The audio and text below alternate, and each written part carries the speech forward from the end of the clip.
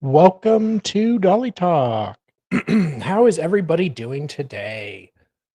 We have a very interesting self defense case out of Warren County, Ohio. And I wasn't sure at first how if it'd be good if it's a domestic, technically a domestic violence. And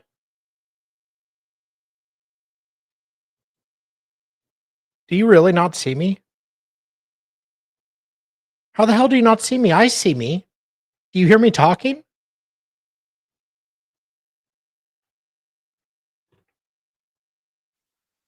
Oh shit. Yeah, you can hear me talking. Huh. Well,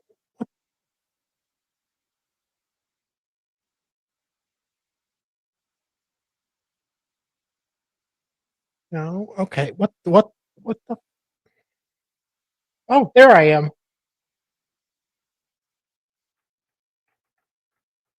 the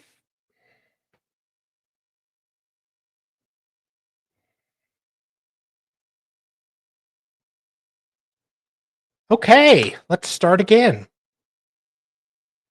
I have no idea why I didn't put my ugly mug on the screen, but there I am. Um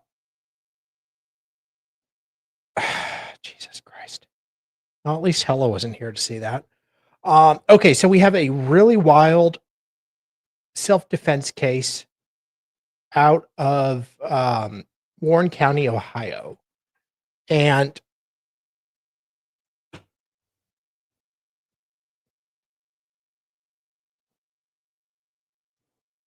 what what how why are you doing this to me, YouTube?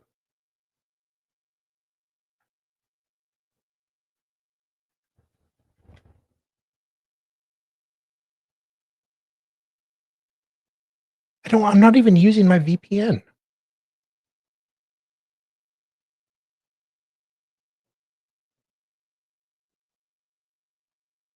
I'm connected.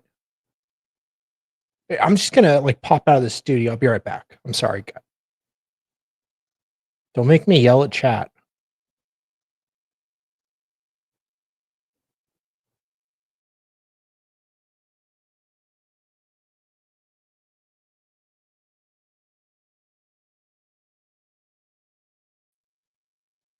Okay. Maybe this will be better.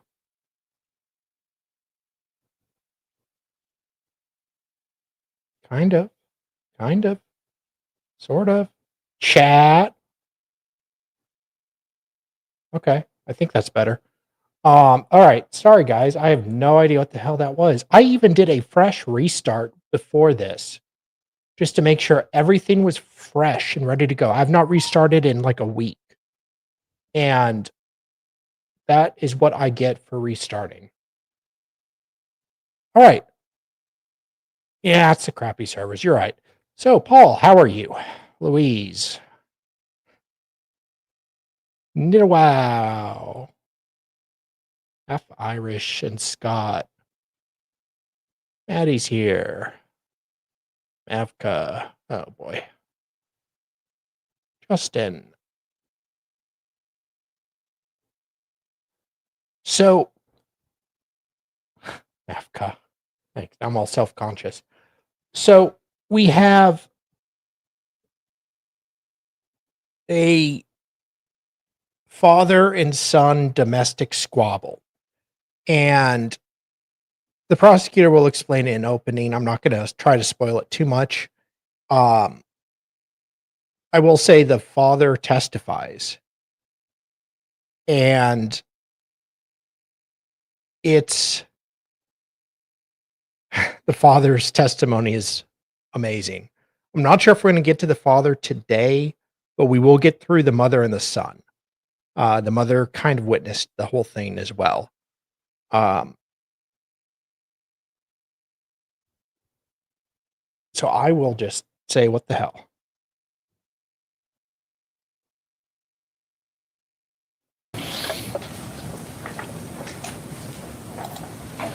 On August 2nd, 2025, Carl Clouse chose violence. Today, you're going to hear about an altercation that occurred on the afternoon of August 2nd at 2479 Mason Montgomery Road, Lot 74, Mason, Warren County, Ohio, between the defendant, Carl Clouse, and his son, Daniel. You will hear that leading up to this incident, the defendant had been drinking. And when the defendant is drinking, he is not a big fan of his son. Daniel, who was staying at home with his parents at the time, was in his bedroom when he heard the defendant, his dad, yelling about him out in the living room. He goes out, Daniel. Oh, yes. Thank you, Half Irish. This one got to trial fast. Yes, I forgot to mention that. He is in jail currently. I don't think he can afford bond or bail. And he did not waive speedy trial. So they are doing this within 60 days. And it's like a week before the 60-day window. What makes this felony DV prior charges? There's been history between the two of them.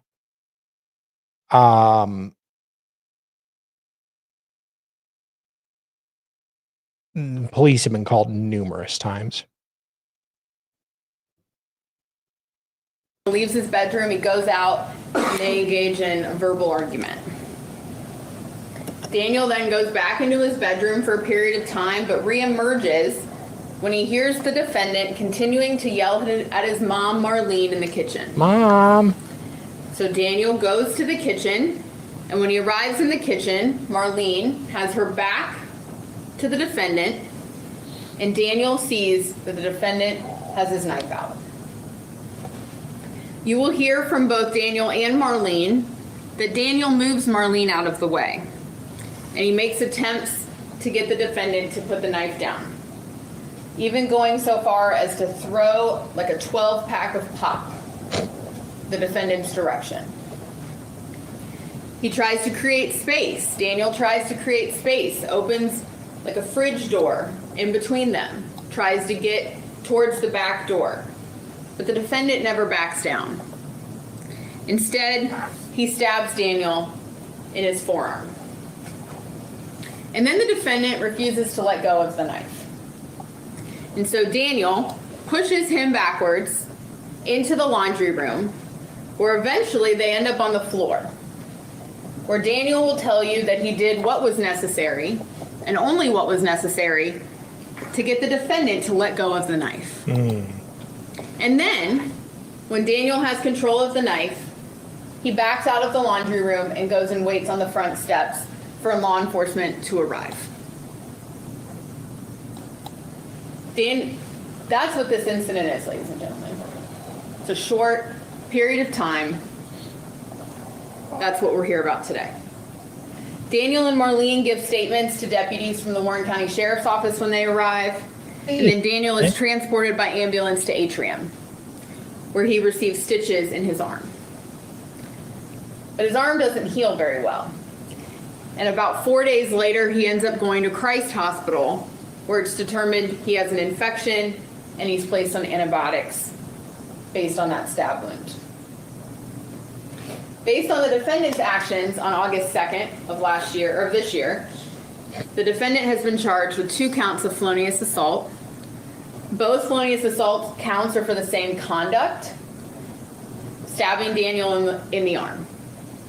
But each count has unique elements. Under the first, the state must prove beyond a reasonable doubt that the defendant caused serious physical harm to Daniel. And you'll hear at the end of this trial, there are a number of ways something can qualify as serious physical harm in the state of Ohio.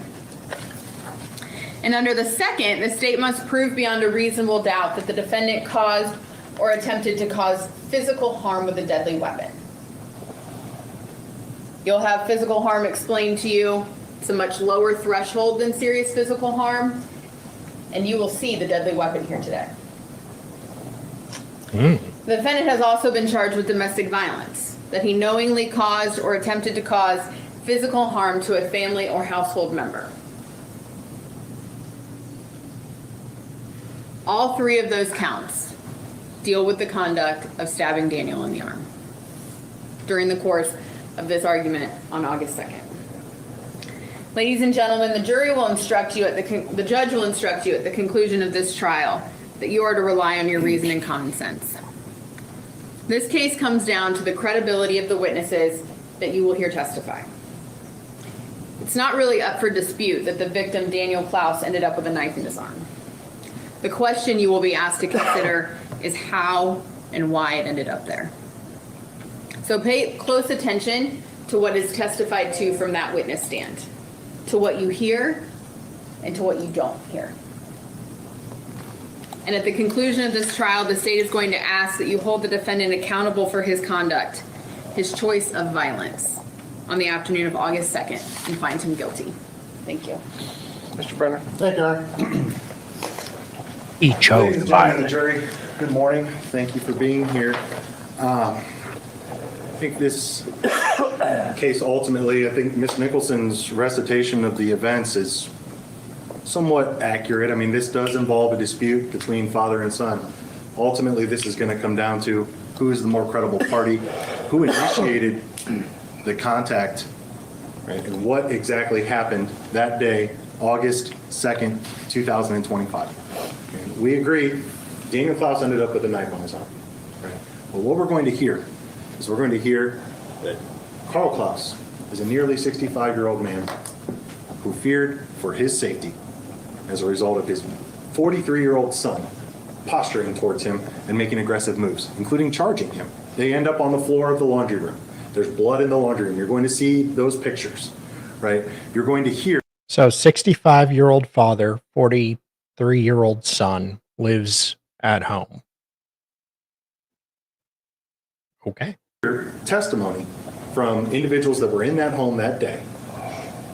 And we agree. We ask you to pay close attention to the testimony, to what makes sense, to what is consistent, right? We're going to hear what took place that day. We're going to see pictures of the scene, right?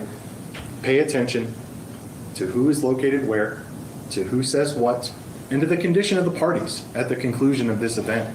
We're going to see Mr. Clouse has blood on his person at the end of my client, Carl Clouse, has blood right around his lower belly area on his shirt, right?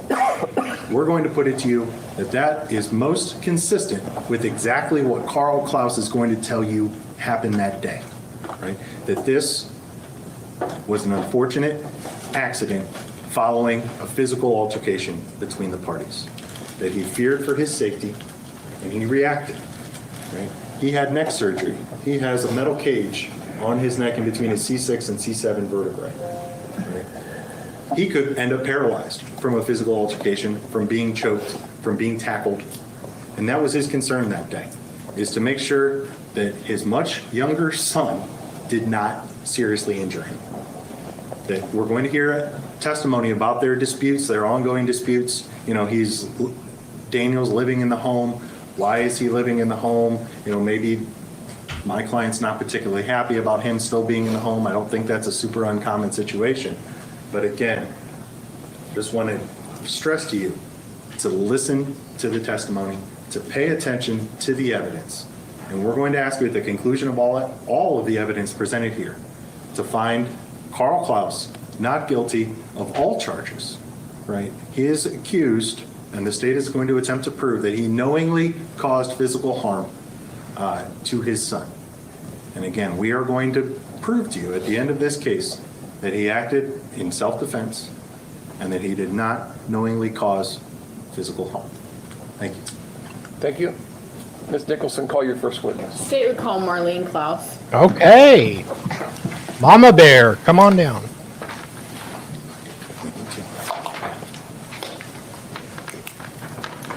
And I think the defendant is the father of Bubbles from Trailer Park Boys.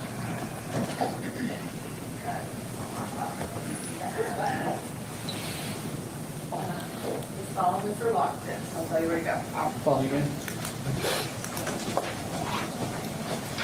Ask you this around there to the witness stand.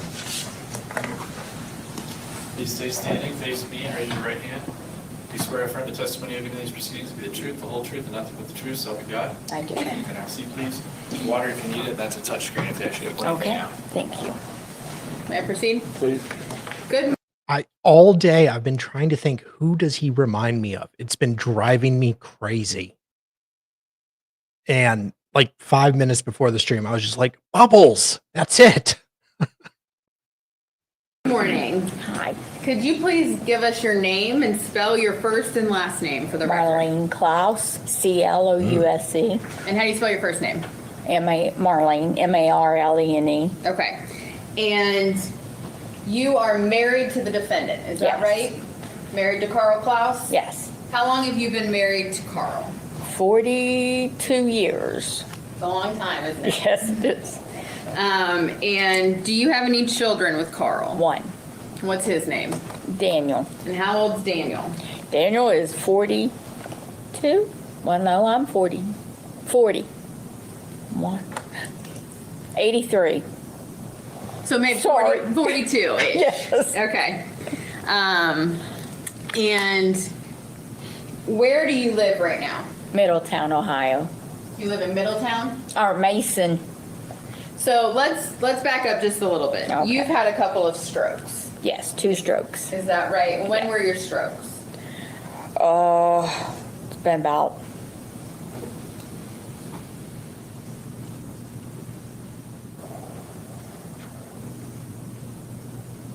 to be honest, I can't even remember when it was. But you've It's- had a couple strokes. Oh, and yeah. So sometimes what's in your brain comes out a little funny from your mouth. Yes, it Is that does. fair? Yes, Okay. You live in Mason. Mason. You live at the Shadow Lake Trailer Park. I do. Okay. How long have you lived there?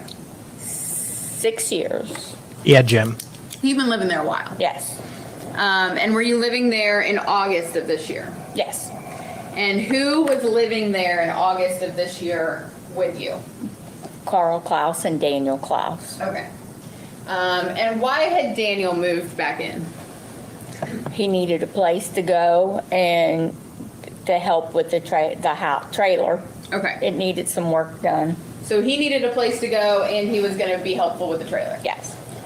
And is it fair to say that over the years, Daniel's 42, over the years, he comes and goes from your house? Oh, yes. He lives with you, he lives on his own, he lives with you. Yes. He's kind of in and out of your household. Yes. All right, so we're here today about an incident that happened on August 2nd of this year.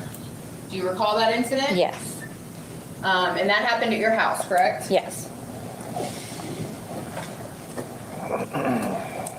Let's talk about Carl that day. What was Carl doing on August 2nd? He was outside doing on a trailer or on the house. The vehicle needed some work on it. He was And working he on was a out car. there, yeah. Had he been drinking? Oh, yeah. Oh, yeah. Had he been drinking the night before? Started the night before, yes. Nice. Okay, so you said it started the night before. Did it continue the morning of August 2nd? All night. He was up all night. Nice. Dad, is that you? And how is, just generally, how is Carl's relationship with Daniel? Not so good now. If they like each other, they're a lot like each other, but it depends on if he's drinking or Daniel don't drink at all. So Okay. that's the only difference. So when Carl's drinking, how does he respond to Daniel? They don't get together. It's not very nice sometimes. Okay, so if Carl's drinking, things go downhill with Daniel. Yes.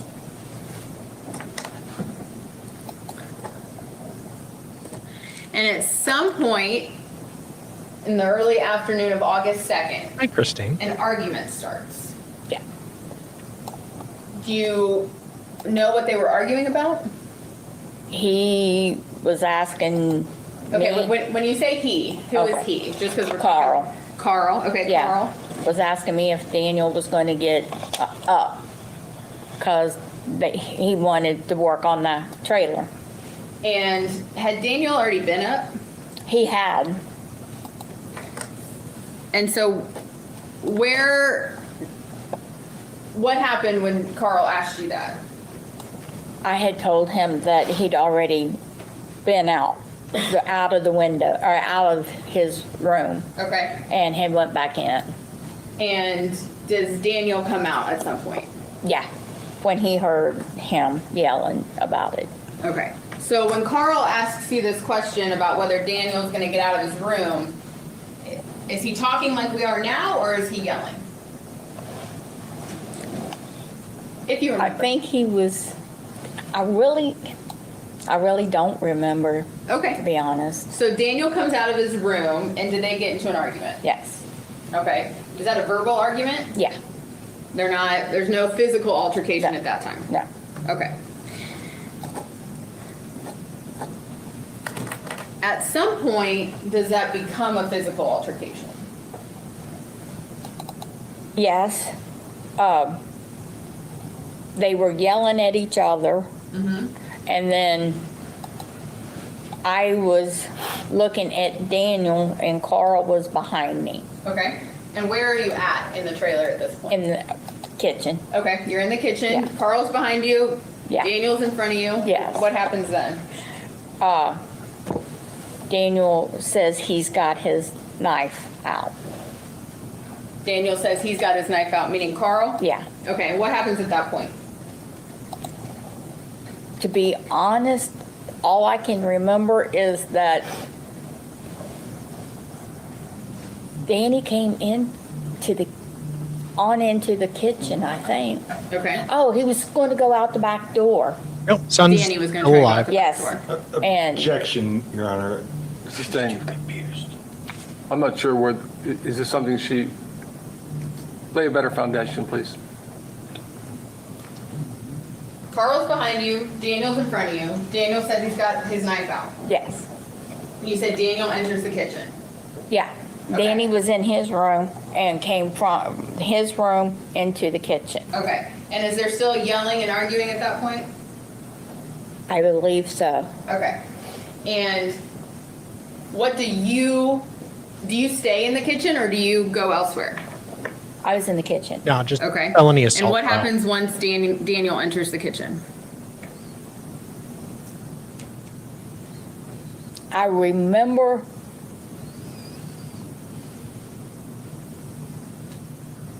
I don't even remember how it did happen. I just know Danny went towards the back door Okay. Talking about losing her and virginity.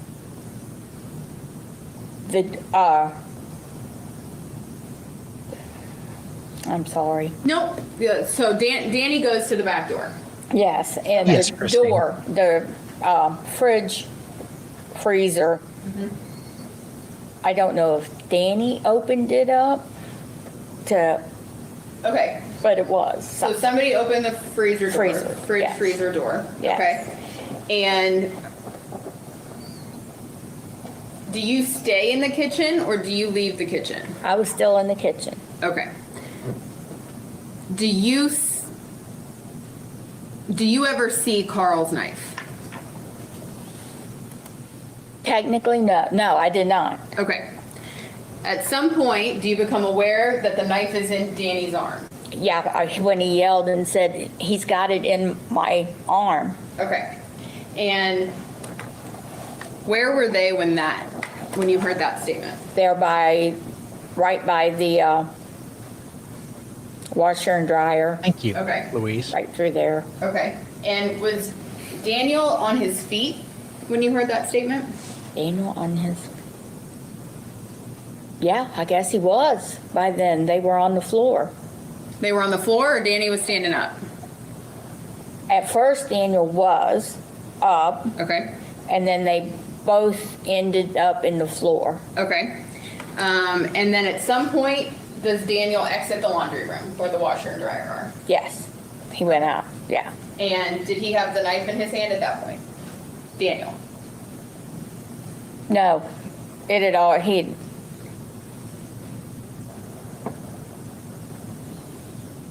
no. I don't, it wasn't still in him. It wasn't like still in his arm? No. no. Okay.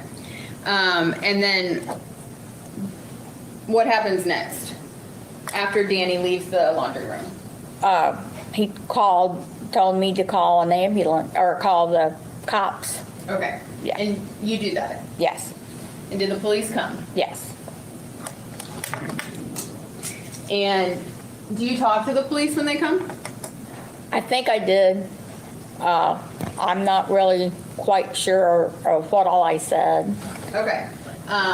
Would you have told them the truth when you talked to them? Yes.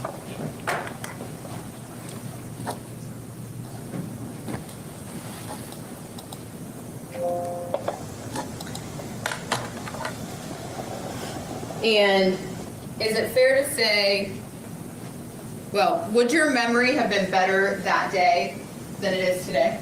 Yes. It was only 2 months ago.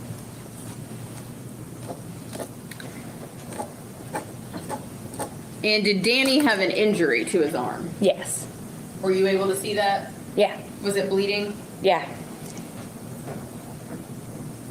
Did you see if Carl had any injuries on him? I didn't see that he had anything on him, no. Okay.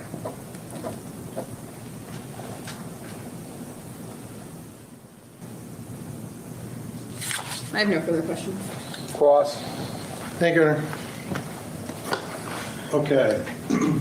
Mrs. Clouse, so you have been married to Carl for 42 years. Yes. A long time. Yes. Right?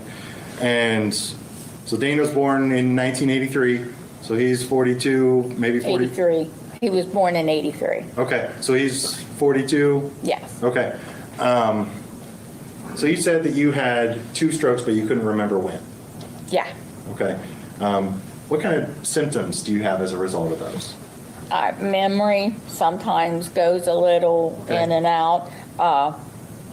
Words don't come out right. If Okay. you give me a few minutes, I can get it out. It's like I can get it out. It just from coming from my brain to my mouth. Sure. Yeah, So you that's my said you have problem. some problems with your memory sometimes? Some not headaches. Okay. I have headaches. Did anyone talk to you about your testimony here today? As to what I should do, Yeah, I mean, did you have any meetings or I anybody? talked to her. Okay. And so you had said that Danny needed a place to go when he came to live with you. Yeah. Okay. Why did he need a place to go? Do you remember? I think him and the girlfriend lost their place. Okay. Shocking. So he didn't have a place to live. Yeah, he just didn't have a place. Okay. Do you remember when he came to live with you? To be honest, I don't. Okay. Was it shortly before August 2nd? Had he been there for a while? Oh, yeah, a few months. Okay. Yeah. So he came to, is it fair to say he came to live with you at some point in 2025? Yeah, Okay. And so he'd been there for a couple of months? yes. Okay. Had there been any arguments in those couple of months? With him and Yes. here, well, it depends on if there was drinking going on. Okay. I mean, if there's no drinking, they usually had good times. You know, they done what they were supposed to do. Okay. But Daniel don't like drinking at all, and that's the thing. He just don't like it. Okay. Was Danny working when he lived in your home? Part of it, yeah. One Okay. time, so many times he was, and then he wasn't. Okay. Were there ever any arguments over money? Yeah, that he should be given money for us for his rent. Okay. And you said Danny doesn't drink. No. All right. Does Danny use any other substances? Not that I know of. Okay. And so you said there were some arguments about money. Yeah. What were some of the other arguments concerning? Doing stuff around the house, around the trailer that needed to be done Okay. underneath. And so you said that's kind of what that argument was about on August the 2nd? Yeah. Was him needing to do work on the trailer, need to help, or? Yeah, Danny was going to be the one that was getting under the trailer to try to make sure it was leveled Okay. under there. And had he done that? No, I don't think he had done it yet. Okay. And Oh, he was waiting for, he needed something to be under there with, David. This is Warren County, Ohio.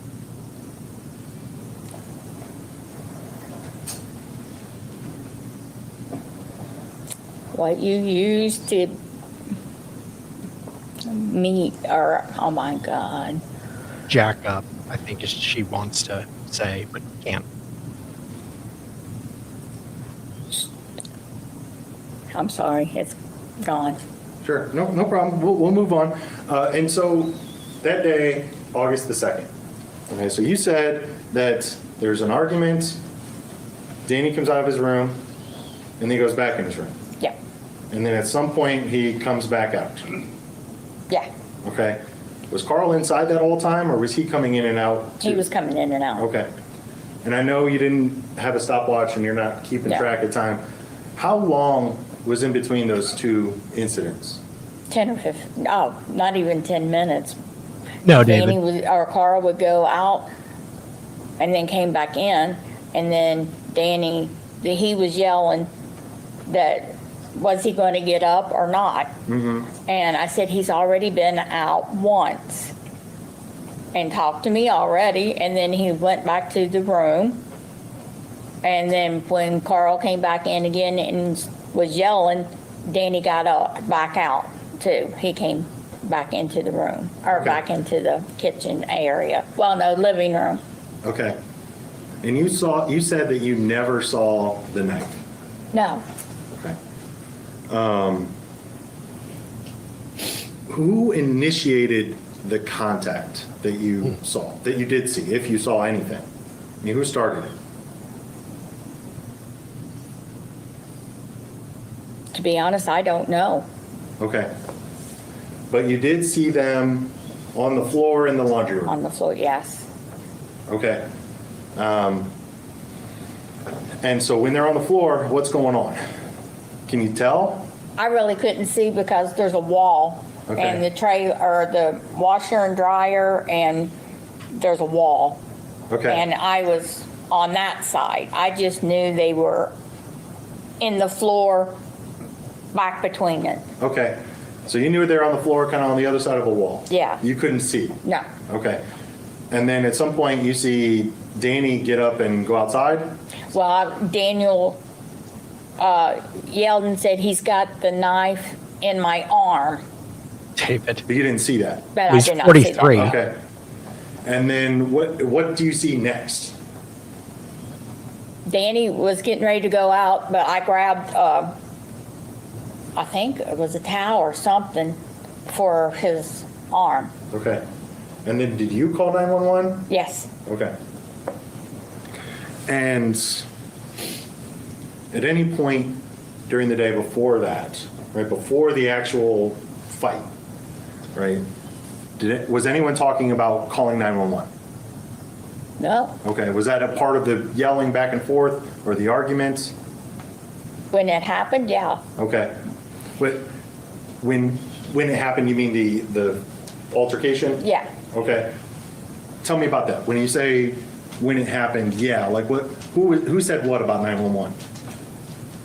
I don't even remember which one of them told me to call the cops. I just know they said, call the cops. Okay. I think I took and told, yeah, that's what I told them. I called cops. Okay.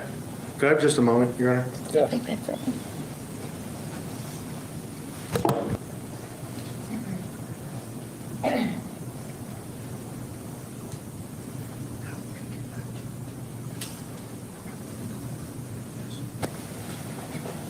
Your Honor, no further questions, please. Any redirect? Oh, any point in the bathroom. Can you shut off the microphone? Apologies.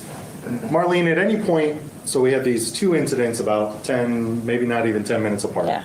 At any point, did you go to the bathroom or leave that kind of main living area? I think I was in the bathroom first, and then they was yelling, and I came on out Okay. into the kitchen. And just to think- clarify, you never saw the knife? No, No further questions. Any redirect?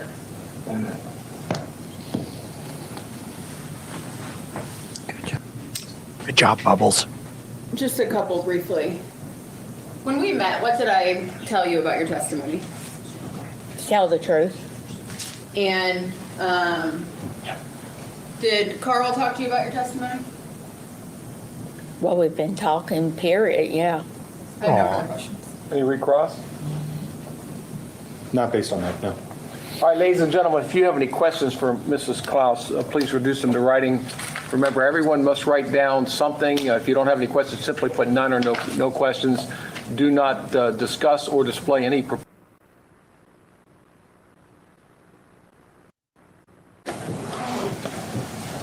All right, Mrs. Clouse, the members of the jury have just a few questions, which I'm going to read, and then you'll answer them. The attorneys may have some follow-up for you, okay? Okay. All right. Who attacked who first?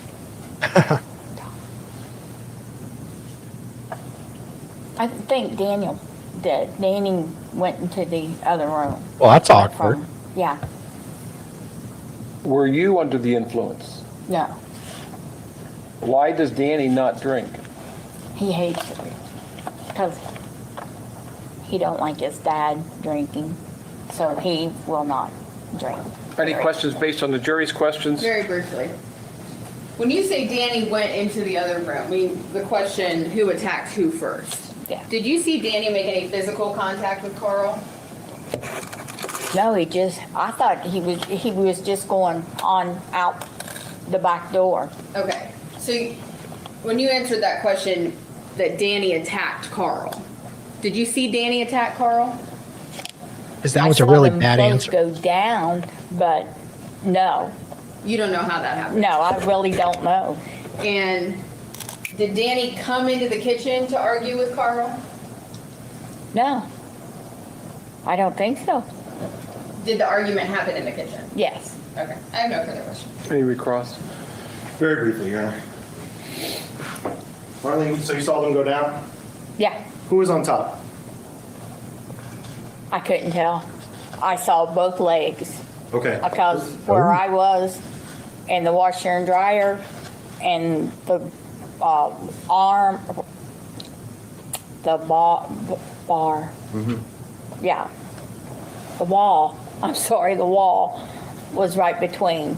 So I just saw their legs down. Okay. Where I was at. Who did you see get up first?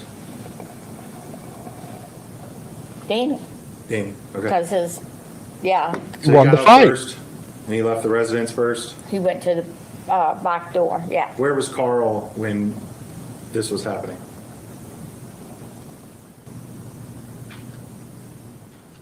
I guess he was there too.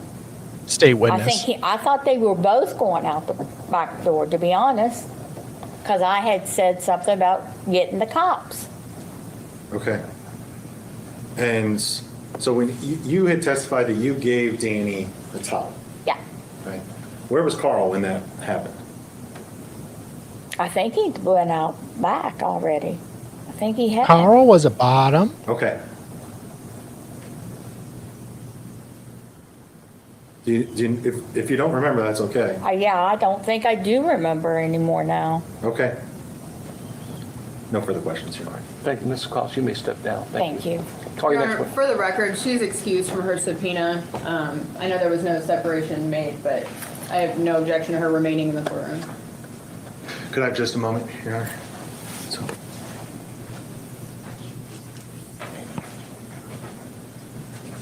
No. We're fine, Your Honor. Do we have a motion for separation? Yes, Your Honor, I apologize. I neglected to make that. All right. I'll grant the motion for separation of witnesses. She's relieved, so she can stay in the courtroom. All right, call your next witness. Today we'll call Daniel Clouse. Danny boy.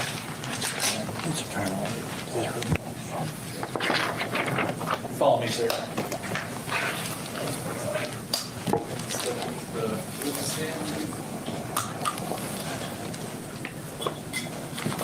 Maybe stay standing, raise your right hand. Swear affirm the testimony you'll give in this proceedings to be the truth, the whole truth, and nothing but the truth, so help you God. Yes. You can have a seat. Water if you need it, that's a touchscreen if there's anything out. Go ahead. Thank you. Good morning. Could you please tell us your name and spell your last name for the record? Daniel Clouse, Clouse, And where are you living right now? 2479 Mason Montgomery Road. It's my parents' house. Okay. And where is that located? It's technically Mason, but it's Lebanon School District. Okay. Is that in Warren County? Yes. And were you living there on August 2nd of 2025? Yes. And who all lived there on August 2nd? Me, my mother, and my father. And who's your father? Carl Clouse. Do you see Carl Clouse in the courtroom today? Yes. Could you please We'll point him out? stipulate. All right. Thank you. Thank you. How long had you been living at home on August 2nd? A little over a month And why did you move back home? to help my parents. I'm a And deadbeat. Me and my girlfriend were My girlfriend and I. having issues at the time. So you needed a place to stay. Yes. And is it fair to say over the years you've lived with your parents on a number of different occasions? Yes. Are you employed? Yes.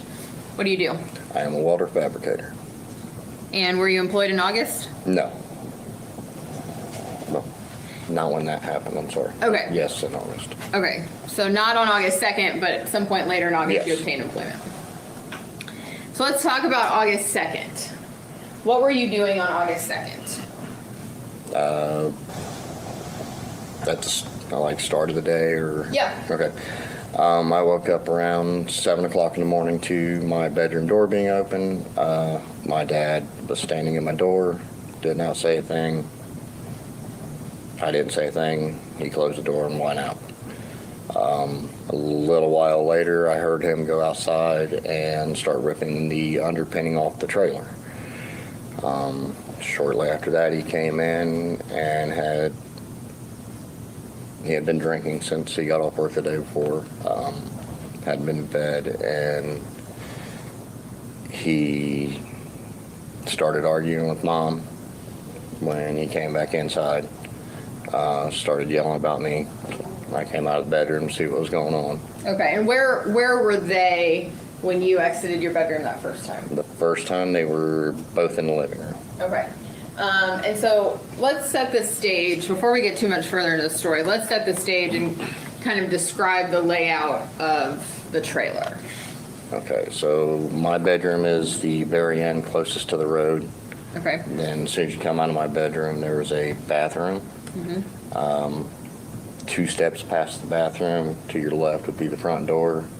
And then there's the living room. And it's, I guess you'd consider it like an open concept from the living room to the kitchen. An open concept And- trailer. See, kitchen, back door, laundry room straight across from back door, my parents' bedroom. Okay. So are the laundry room and the back door kind of on either side of the kitchen, or are they at the end Yeah, of the you, kitchen? so pretty much if you're standing, like looking straight into the back door, you can see the laundry room right across. Okay, and is the kitchen on the left then? Yes, kitchen would be on your left if you're standing at the back door. Okay. And how many steps would it take you to get from your bedroom to the kitchen? It's roughly 30 feet, something like that, so. Not a huge distance. No, not a huge distance. Okay. So you hear your dad kind of yelling about you in the living room to your mom, so you exit. Yes, What happens when you exit? me and my dad have a argument. Okay. Is that just verbal? Yeah, just verbal. And about how long does that argument last? A minute or two, wasn't Okay. long. Is your voice raised? Yeah, Is your dad's voice raised? yes. And about how far apart are you? 2-3 feet, something like that. So fairly close, Yeah. but you're just yelling. Yes. What happens next? I went to my bedroom, he went outside, I guess at some point of that morning, he had started taking his car apart too. And he went back outside, and I just went back to my room. So you guys separated just Yes. fine? Okay. At some point, does another argument ensue? Yeah, it wasn't very long after he came back in, and he was yelling and screaming at Mom in the kitchen about me again. Well, I think it started as those two, and then it went back, focus went back to me Okay. So where are you when you hear the yelling and screaming in the kitchen? in my bedroom. And what do you do when you hear that yelling and screaming? I come out of the bedroom. Okay. And do you join them in the kitchen? Yes. What do you see when you get to the kitchen? My dad was by the kitchen counter by the sink. Mom was by the end of the dining room table. There's like a hutch in between, up against the wall in between where the laundry room is. She Okay. was there, and he's yelling. Okay. Does he have anything in his hand at this point? No.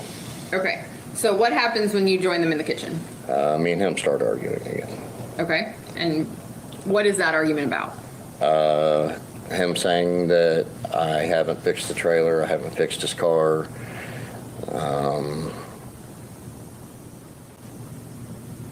Pretty much that's a continuation of I haven't fixed the trailer and I haven't fixed the car. Okay. And you said he'd been drinking, started drinking the night before when he got off. Yes. Did you know if he'd been drinking that morning? He hadn't been to bed. He started drinking it around 5 o'clock when he got off of work, and he stayed up in the entire night. Okay. And so what is your relationship with your dad like when he's not drinking? When he's not drinking, great. I love my dad to death. And when he is drinking, what's your relationship with your dad like? Horrible. Why is that? He's violent. Me and him, Well, okay, do you argue more when he's drinking? yes, if I'm there. I try to leave. For the first month I was there, every time I knew he was going to be off, I would go stay at a motel or with my fiance or something along those lines. Okay. So you're in the kitchen and you're arguing. What happens next? Is that just a verbal argument? Yeah, just a verbal argument. Okay. At some point, the things escalate. Yes. Can you please tell the jury about that? We were standing in the kitchen. He was by the sink. Mom had stepped in between us. Like, we were probably 4 or 5 feet apart, something like that. Okay. Mom was standing in between us, and she had her back to Dad. And she was facing me and telling us to stop arguing, of course. And when Mom's got her back to Dad, Dad turns sideways. I didn't know what he was doing, but he pulled out he's got a 8-inch lock blade I bought for him. He pulls that out and he starts going like this behind Mom. But it was close enough that I was afraid that he was going to stab my mom in her arm. So I grabbed her and I moved her towards the dining room table. He said something along the lines of, "I'm going to stab you," or something like that. And I probably said something back, exactly what I said, I don't know. He started to take a step towards me, and there was a 12-pack of Dr. Pepper bottles. I picked it up and I threw it at him because he was coming at me with the knife. I grabbed the freezer door and opened it to put it in between us and tried to go out the back door. And as I'm trying to go out the back door, he pulled the freezer door. When he pulled the freezer door, I spun back around, put my arm up like this, and he came down and stabbed me in my forearm. Okay.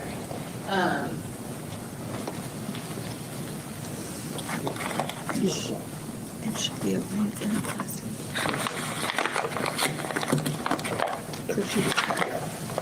I'm going to show you what's been marked as State's Exhibit 12.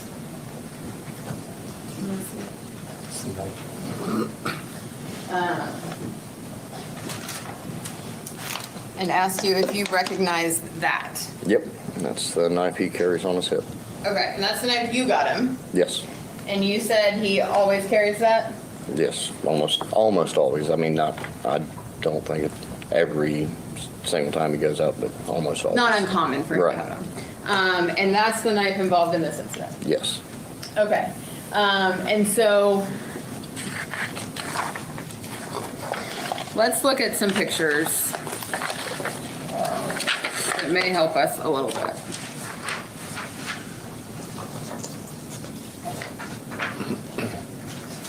It's just the ones not including the not kitchen. All right, I'm going to show you what's been marked as State's Exhibit 1 through 8. I'm going to ask you to look through those and just tell me if you recognize them. I'm not going to have you go through them each yet. Just tell me if you recognize them.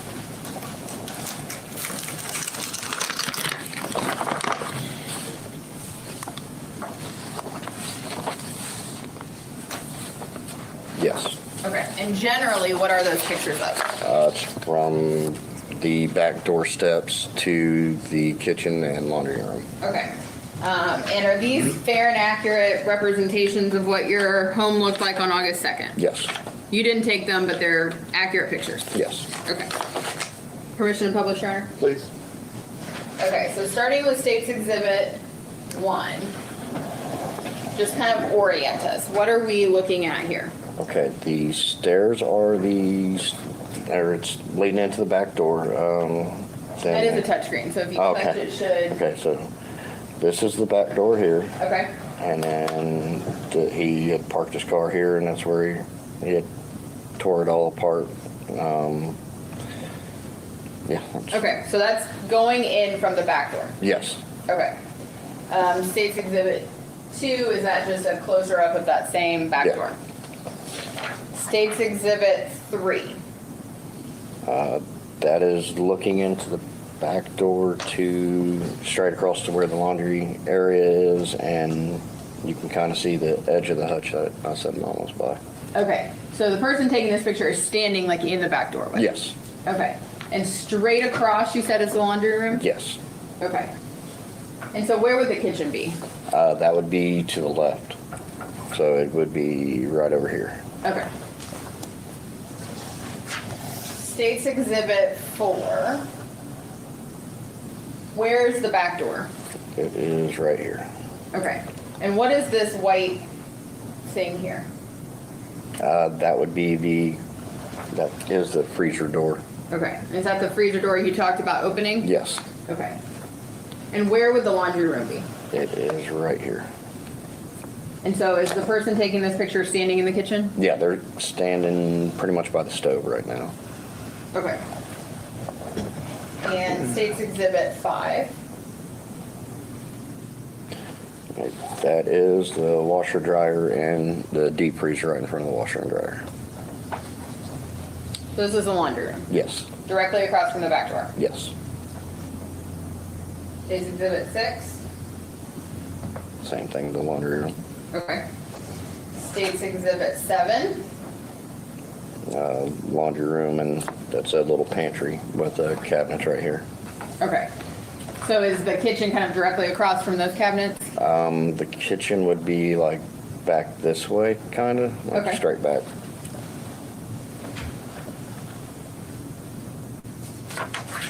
And State's Exhibit 8. Let's see, that is then the kitchen on the opposite end of the dining room table going towards the living room. Okay. So when the knife is out, is it fair to say you and your dad are standing in this general area? Yeah, I would have been right here. Okay. And he would have probably been about right here. Are you talking about before or after it went into my forearm? Before. Leading up to when you're having the argument. Okay, well, we're having an argument. I am probably right about here, Okay. and my dad would have been farther into the kitchen. Okay. And so you start to back away towards the back door. Yes. And how is he holding the knife? When he was behind my mom, he was holding it like blade out this way. Away from his body? Yeah, and then when he pulled the freezer door back, the like handle would have been here, and the blade was coming out here. And so you were demonstrating earlier when he was holding it and he was behind your mom, it's kind of at like waist height, It was a little higher? probably about here. Okay, so like kinda just below his straight- chest. Yeah. And then when he's back by the freezer with you, it's kind of over his head? Yes.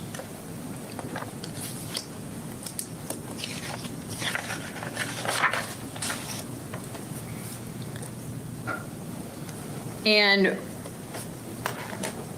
once you move your mom out of the way and you and your dad are back towards the freezer, are you both still yelling? I'm trying to.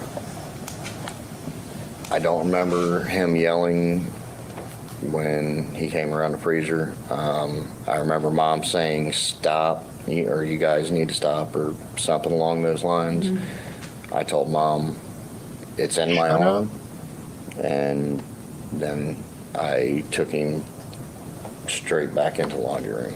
So you said it came into your arm after he shut the freezer door and you spun around. Yes, Where did it go into your arm? right here. And did it go all the way through? Did it stay in your arm? It didn't go all the way through. It went like down and in. You're kind of looking at kind of like a 45-degree angle? Yeah. A little about bit? like that. Okay. And did your dad let go of the knife after it was in your arm? No. What happened after the knife was in your arm? The knife was in my arm. I grabbed it was his right wrist that had or right hand that had the knife in it. I grabbed his right wrist, and he was trying to like twist. He was trying to take the knife blade out that way instead of out. Okay. So once that happened, I pulled the knife with his hand out of my arm, and I took him straight back to the washer and dryer area. I took him to the ground. He would not let go of the knife.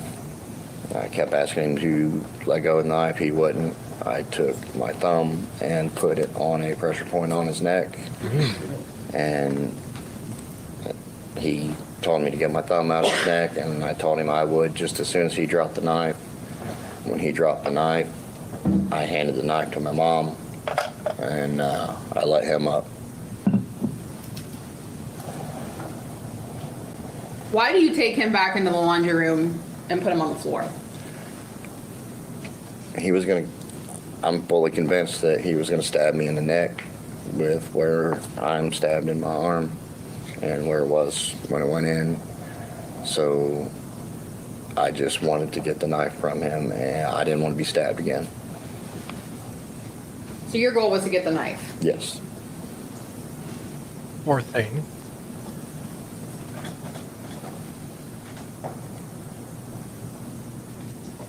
When you tackle him and you're on the laundry room floor, what's happening as the two of you are on the floor? As I got him on the floor, I'm not standing, but I'm kind of bent over. Okay. He's got the knife in his right hand. I have it pinned with this hand, and then I take this hand and I just do that to his neck because he wouldn't let go of the knife. He wasn't particularly fighting, but he was resisting trying to let go of the knife. Okay. So he wouldn't let go of the knife. So you made him let go of the knife. Yes. What happens after he lets go of the knife? You leave the laundry room? Yeah, I handed the knife to my mother. She took it over by the kitchen counter. I let him up. He says another thing, and then I walk out of the laundry room, kitchen area. I grab the knife on the way out because I don't want him to try to stab me again. So I take the knife with me and I go outside. And what do you do once you're outside? I sit down in front of the trailer, put the knife down on landscaping logs, and wait for the police to show up.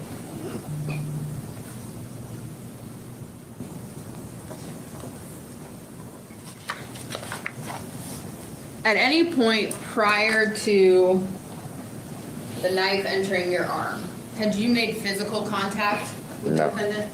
I'd never touched him. Had you Wanted threatened to? him? No, I don't think so. I Don't know. I know I cussed at him. I mean, You were yelling. Fair Yeah. to say you were yelling. yes, You were upset. yes.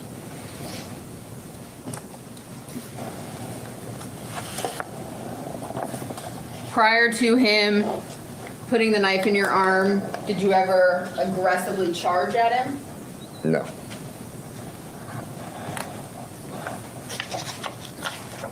Did you have any weapons on you? no, The police eventually come. yes, Do you speak with law enforcement? yes, Are you honest with law enforcement? yes. And then what happens after you talk to the police? While I'm talking to the police, let's see, ambulance shows up. They put me in the ambulance. I know my mom was out talking to police, and I think my dad was out back talking to police or something along those lines. Okay, but you're all kind of in separate places. Yes. Is that fair to say? And then you said you're put in an ambulance. Are you taken to the hospital? Yes, What hospital do you go to? Atrium. And what happens? What kind of treatment do you receive at Atrium? At Atrium, they start stitching me up. I had to trim the edges to where it was torn through. As they stitch up, they have to express blood clots out of the wound pocket that it made. Then finish stitching me up and sent me home. Okay. What happens kind of over the next couple of days once you get home? Over the next couple of days, my arm gets bigger and hot to the touch. It gets to the point where I can't straighten my left hand. It was kind of staying like this, and I couldn't get it past probably here. So it was, like your hand was kind of contorted a little bit. Yes, Do you seek further medical treatment? yes. Where do you go the second time? I went to the Christ ER. And what kind of treatment do you receive at Christ? Christ, they said I had a blood infection, so they gave me IV antibiotics. Just trying to think. Pain medication. I had the pocket where the knife blade went in. They said it was like a giant knot, and they said those are blood clots or hematomas. I'm sorry, hematomas, and that they could either express them or that my body would absorb them, but that the blood clots were pressing on my tendons and nerves. So did you eventually express those blood clots out? Yeah, I expressed those blood clots later that night. And so this pocket you're talking about was created from when the knife went in at an angle. Yes, ma'am. Is that fair to say? Yes.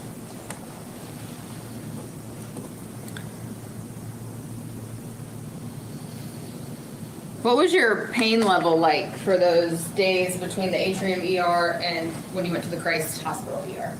That was pretty excruciating. If I was using like the hospital pain scale, I would say an 8.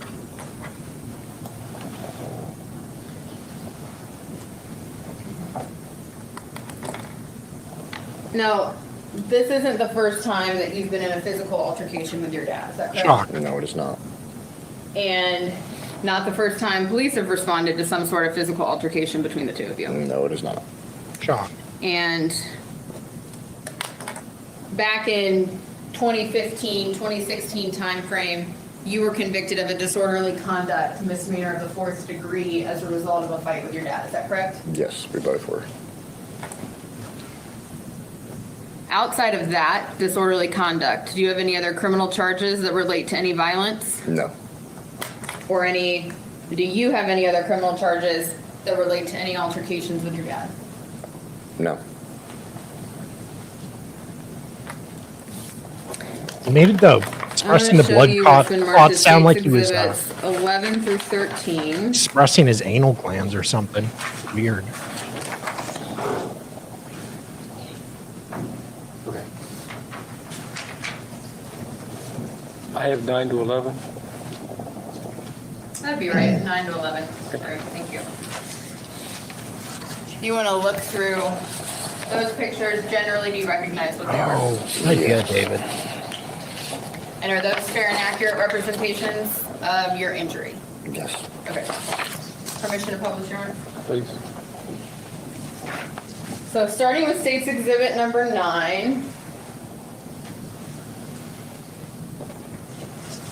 Is this the wound that you suffered on August 2nd? Yes.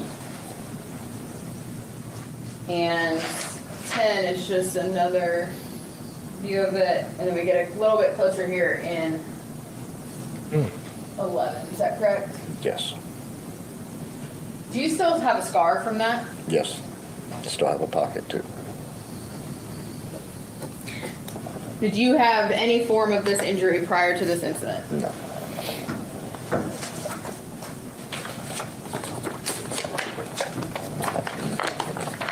If I could have just a moment, Your Honor. Yep.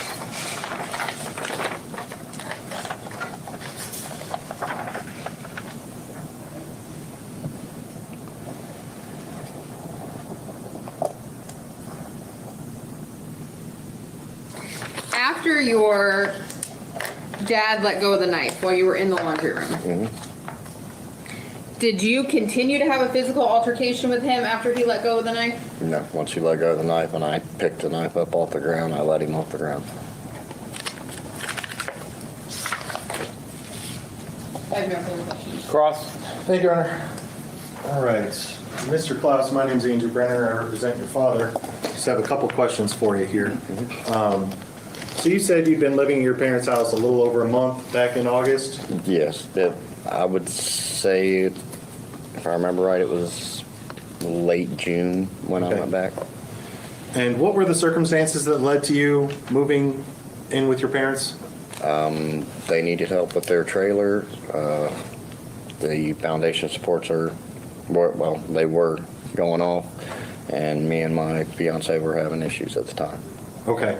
So is it fair to say you needed a place to go? Yes. Okay. And at that point, so on August 2nd, you were not employed, is that right? No, not Okay. at that time. And so you had testified that you and your father have had arguments. What were those arguments usually concerning?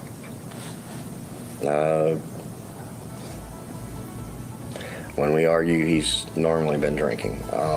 So sometimes they make sense, sometimes they don't. Sometimes there's money, like arguing about the trailer, him driving when he's drunk. There's multiple different things. Okay. So you said sometimes arguments about money. Yes. Okay. Had you had any arguments about money prior to August the 2nd? No. Okay. So you testified that, I guess, kind of the main, we'll call it the main argument here, kind of had two parts. Yes. So how long was in between the two parts, would you say? 5-10 minutes, I think. I honestly don't know. Long enough for me to smoke a cigarette, I know that. Okay. And I want to circle back I'll circle back to that in just a second. Did you ask, or Miss Nicholson asked you, and you had said that usually you leave Yes. when your father's been drinking? Yeah, if I know he had a certain schedule that he was working. If I knew when he was going to be off, I knew he was going to be drinking. Me and my fiance would go to a motel, or I would go spend the night with my fiance. Why did you not leave this day? Because the week before, what I heard when he was off, He and put Bender on his calendar. I wasn't going to leave my mom home alone while he's drunk. Okay. And you indicated, right there, when the police arrived, the knife was kind of with you in the front of the house, is that right? Yeah. That's not when a police knife. got there, there's like landscaping logs in the front. I'd set it there, and I was probably sitting 3-4 feet away from it. When they got there, I stood up and walked away from the knife just so there was no issue. Okay. And so, you know, the incident itself, so you testified that you had seen your father going like this. Yeah. He went, we were arguing, Mom was in between us. He kind of went this way, didn't really think much of it until he came back up and was going like this. And I grabbed Mom and moved her out of the way. Okay. And then at some point he switched his grip of the knife, according to you testified. Yeah, I did not see that. Okay. I'm going to assume that, like I said, I picked up a 12-pack of pop. When he started to take a step towards me, I wasn't going to take a chance on being stabbed. Okay. So I picked up the 12-pack of pop and threw it at him and started heading to the back door, grabbed the freezer door, opened it, and was trying to go out the back door. Okay. And is he in between you and the back door at that point? No. As I opened the freezer door, it's picture's not up, but it's probably 3 feet from Okay. the freezer door. Like if the freezer door's here, and then this would be the back door, and my hand was on the back door trying to go out, and I had the freezer door with this hand. You had the freezer door with your right hand and your left hand's on the, Doorknob, yes. okay. And you didn't just take that extra step and go out the door? The door swings inward, Okay. and as I start to open the door, I feel the freezer door being pulled out of my hand, so I spun around. And when I spun around, he stabbed me. Okay. And so do you still have a hold of the freezer door when this happens? No, I'd let go of the freezer door. Okay.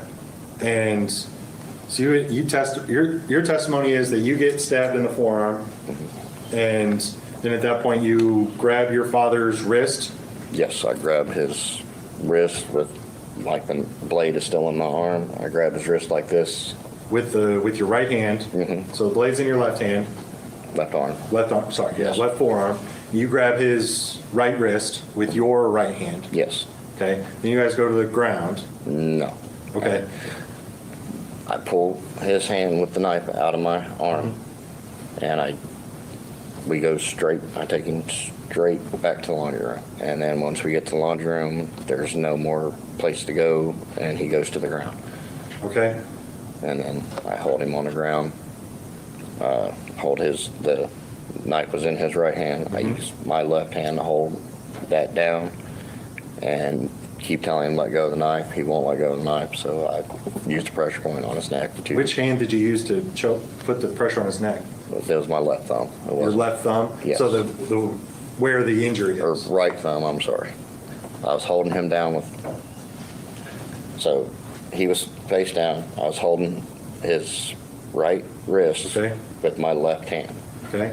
And I put the pressure point with my So at some right point you thumb. switched the wrists. Hmm? You had indicated that you were holding his right wrist with your right arm, Yes, right? And then at some point you switch so that you're holding his right wrist with your left arm? yes. Okay.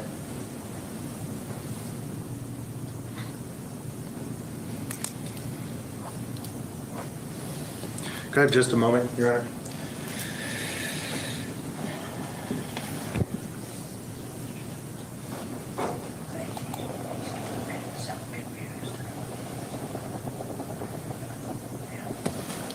No further questions, Your Honor. Recross or redirect? No. All right, ladies and gentlemen, if you have any questions for Mr. Clouse, please reduce them to writing. Do not discuss or display any proposed question with any other member of the jury. Everyone must turn in a card. Why are you such a deadbeat?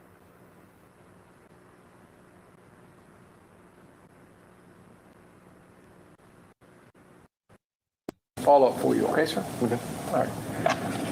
Were you under the influence of any substance that afternoon? No, Who opened the freezer door? I did. How long has father's drinking been an issue with you? Since 2012. After throwing the pack of pop and when you spun around, did he strike first or you swing first? I never swung, but after I threw the 12 pack of pop, I opened the freezer door as I was trying to go out the back door. Ms. Nicholson, any questions based on the jury's questions? After you opened the freezer door, who was the first person to make physical contact? My father. No further questions. Mr. Brenner? No questions, Your All Honor. right, you step down. Thank you, sir.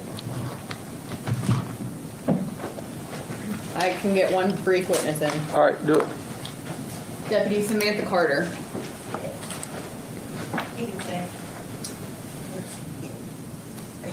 Your Honor, Mr. Clouse intends to stay. He's the victim. Alleged victim. Yeah, he's. Yeah. I agree, Connor. You probably should have done more. You should had stuff to do with that, and you kind of dropped the ball there.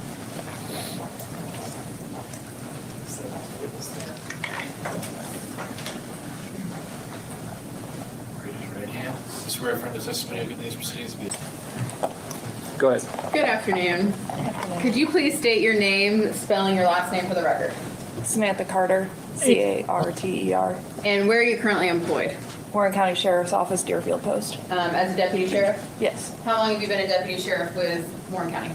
I've been with Warren County for almost 2 years. Do you have prior law enforcement experience? Yes. Where's that at? Coleraine Township for 9.5 years. And what are your job duties and responsibilities as a deputy sheriff? Patrol. We respond to radio runs such as reports, domestics, neighbor troubles. And were you so employed and on duty on August 2nd of this year? Yes. And did you have occasion to respond to lot 74 at the Shadow Lake Trailer Park? Yes. And what was the nature of that dispatch? What kind of call was it? I don't remember off the top of my head, but it was either a domestic violence or a subject with a weapon. Okay. And so who was the first on scene? I was. And when you arrive on scene, are the parties separated? Yes. Yeah, Waterfall just started today. Does someone have an injury? Yes. Where is that person located? At the front of the residence. And where was Carl Clouse on scene? Was he one of the individuals on scene? Yes. Where was he located? On the side of the house standing by one of his vehicles. Okay. And was that kind of by what we come to learn is the back door of the residence? Yes. And was Marlene Clouse on scene? Yes. And what did you do first initially upon making arriving on scene? What did you do first? I asked the victim where Mr. Clouse was, and he gave me that, and I had Mr. Clouse come up to me, and I detained him for the investigation. Okay. And what observations did you make about Mr. Clouse's physical appearance? He had blood on his shirt. He had a heavy spot towards like the midsection of his shirt, and then he had blood on his arm. Okay. And did he outwardly appear to be injured? Not at that time. And did you speak with Marlene Clouse? I did. What was her demeanor as you were speaking with her? She was calm. She was pretty calm and. Did was she able- speak with you? Yes. Was she cooperative with you? Yes.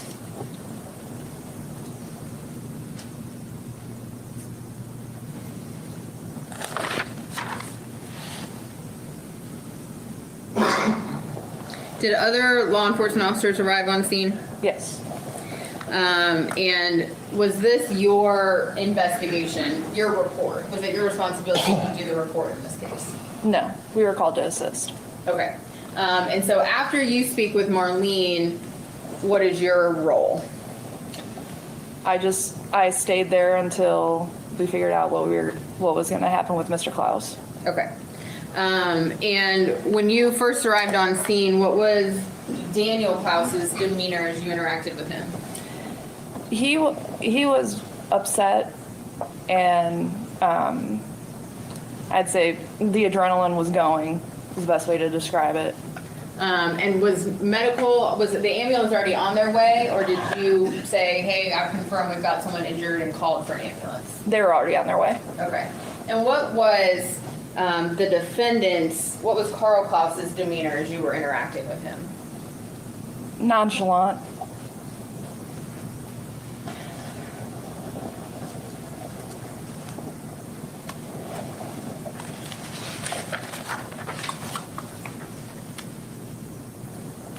I have no further questions. Cross?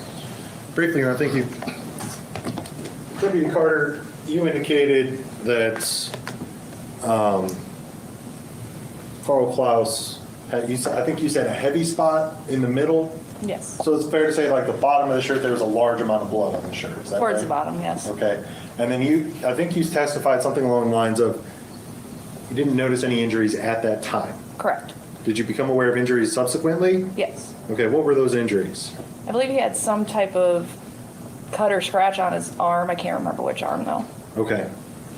But you weren't aware of that when you initially made contact? Correct. Okay. Did you notice heavy blood on the upper part of Mr. Clouse's shirt? No, I just recall the probably midsection lower portion. Okay, like fair to say, or like the belly area? Yeah. Okay. Okay. Your Honor, I don't have any other questions. Any redirect? No, Your Honor. All right, ladies and gentlemen, if you have any questions for Deputy Carter, please reduce them to writing. Do not discuss or display any proposed question with any other member of the jury.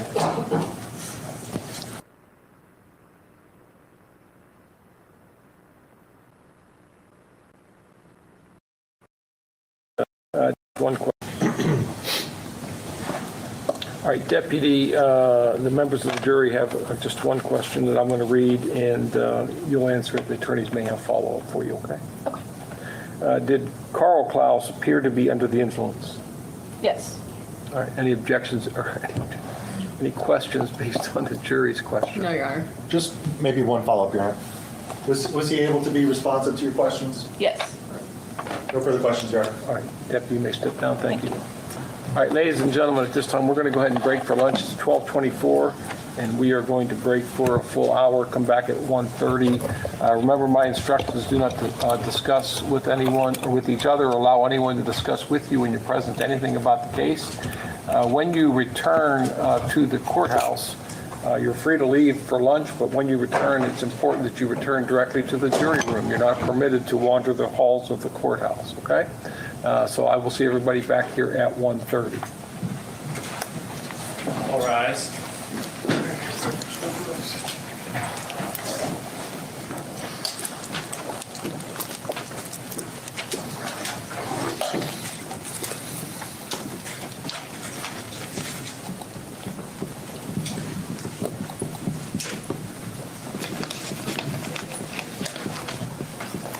Yeah, it's a very small courthouse or courtroom. There's one court that's pretty big.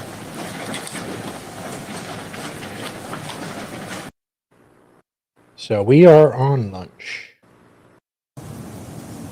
Is that sufficient evidence? What was his demeanor? How old are you? 45. 40 longer. Thank you, ladies and gentlemen, for returning promptly. Everyone was able to follow my instructions over the break, correct? Sergeant Joe Gray.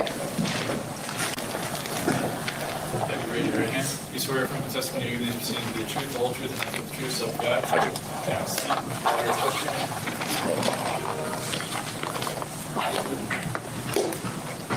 Good afternoon. Could you please state your name, spelling your last name for the record? Joseph Gray, Gray. And where are you currently employed? Warren County Sheriff's Office. In what capacity? I'm a sergeant with the Sheriff's Office. And how long have you been with the Sheriff's Office? 16 years. And how long have you been a sergeant? 7 years. And what are your job duties and responsibilities as a deputy? So I supervise Okay. multiple crews, ensure roll calls. They're answering calls for service, checking reports, handling administrative tasks, scheduling, things of that nature.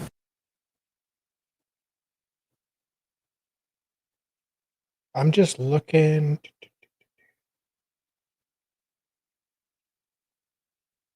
I think we may do some of the. I'll see. And you yourself also handle calls. That's correct. And does that include investigating allegations of domestic violence when that is the situation that you respond to? Yes. How do you typically go about investigating a domestic violence allegation? What are you looking for on scene? What do you do on scene? So ideally, it's our standard procedure through dispatch to send at least 2 units to any domestic violence call.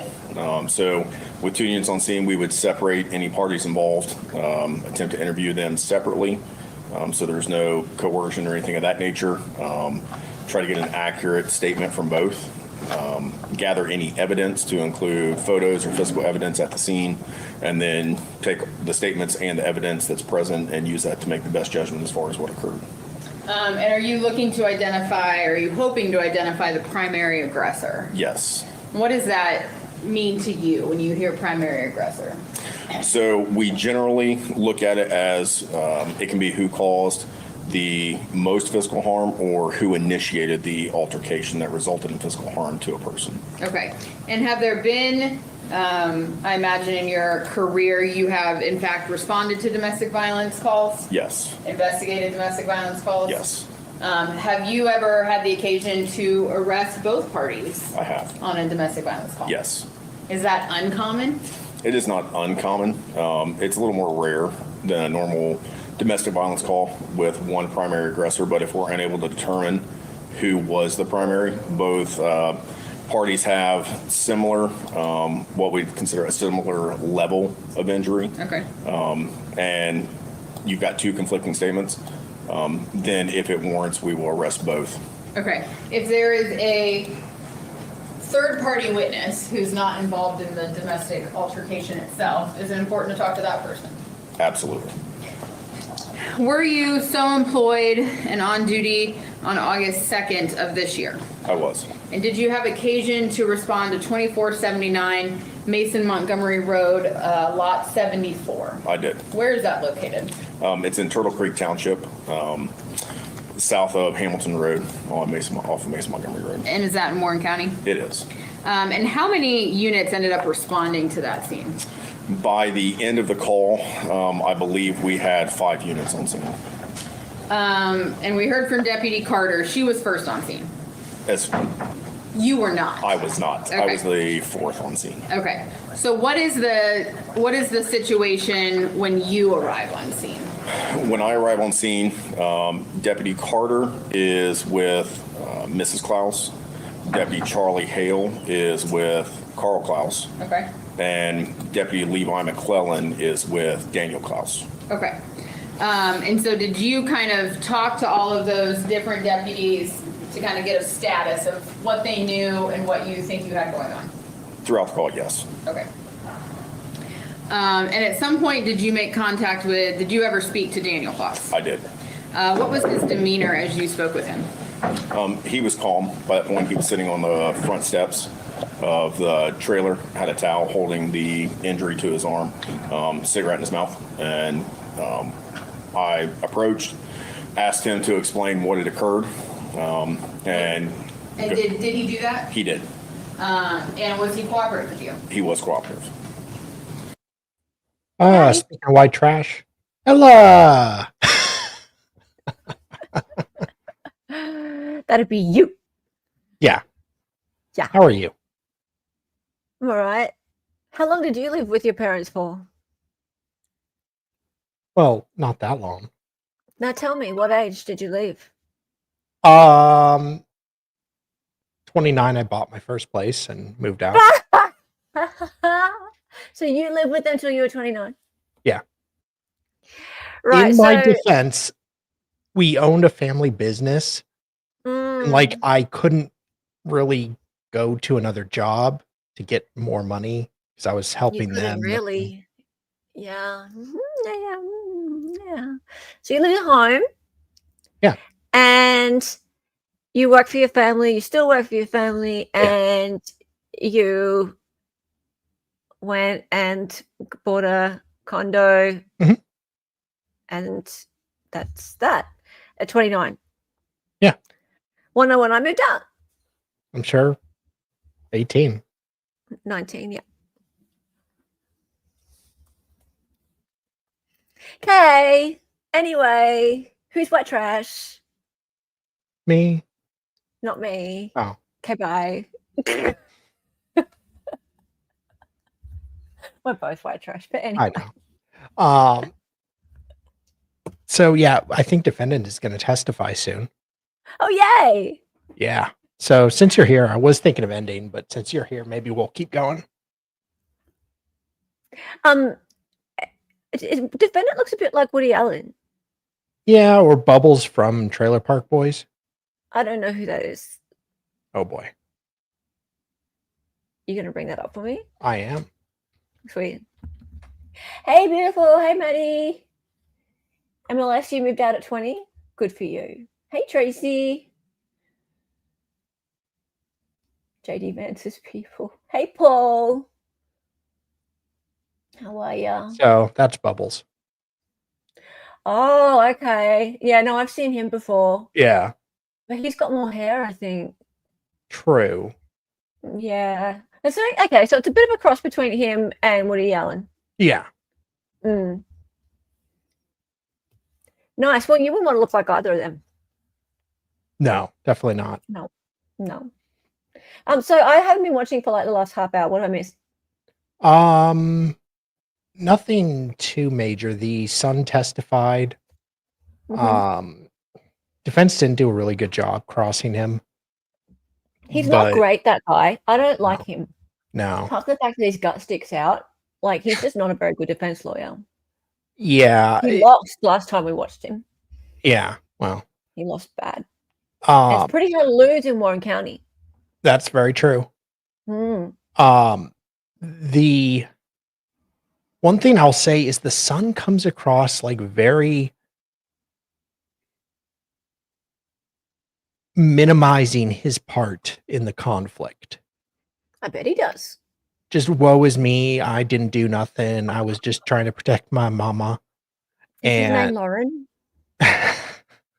might as well be. Yeah. So that kind of bugs me. So We don't want to go on a moral crusade against him. no. No. Smart ass. No, that part I'm not gonna. Well, the fact, okay, but he's like living with his fiance at her mom's house, gets kicked out from there, then they have to go to his dad's house. It's a whole mess. But we'll see when the father testifies what you guys think of him. And did you yourself interview, for lack of a better word, Marlene Clouse? Yes. Deputy Carter was also speaking Yes. with her? Deputy Carter Kind was of. speaking with her. Yes. What was Marlene's demeanor as you spoke with her or interacted with her? She was calm as well. Similar, I would say similar to how she testified today. Okay. And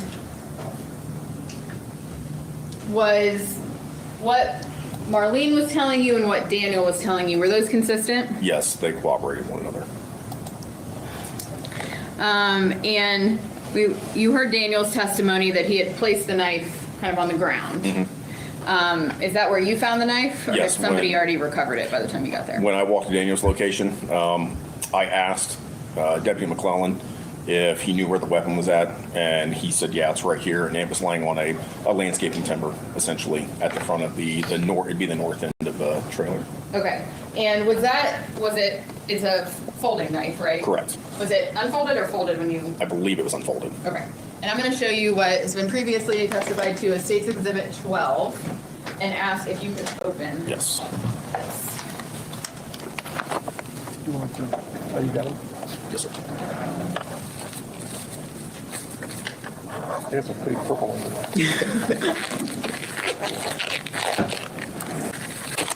That's the knife that you found on scene on August 2nd for any testing. On scene. I did. What, if any, observations did you make about his physical appearance? He did have a large spot of blood toward the bottom front side of his shirt, He had been detained as part of the units that initially arrived when they started their investigation. He was calm, speaking with Deputy Hale, but I did not speak with him directly. Okay. Did you observe any injuries on him? None that I saw, no. And was he transported to the hospital? He was not. Are you aware of Daniel Clouse's height and weight? I mean, I could give Well, this. let me ask you this way. Would that information, would the height and weight of Daniel Clouse and Carl Clouse be documented in your report? Yes, it would. And would it refresh your recollection to review your report to get that information? Yes, it comes directly from the Bureau of Motor Vehicles. Just sure. All right, I'm going to show you what's been marked just for identification as State's Exhibit 23.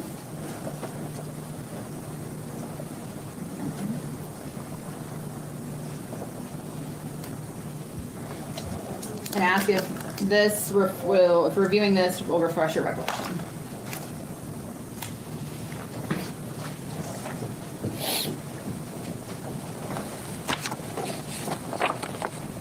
Yeah, so it has Daniel listed as 5 feet 8 inches and 170 pounds. And what is Carl's height and weight?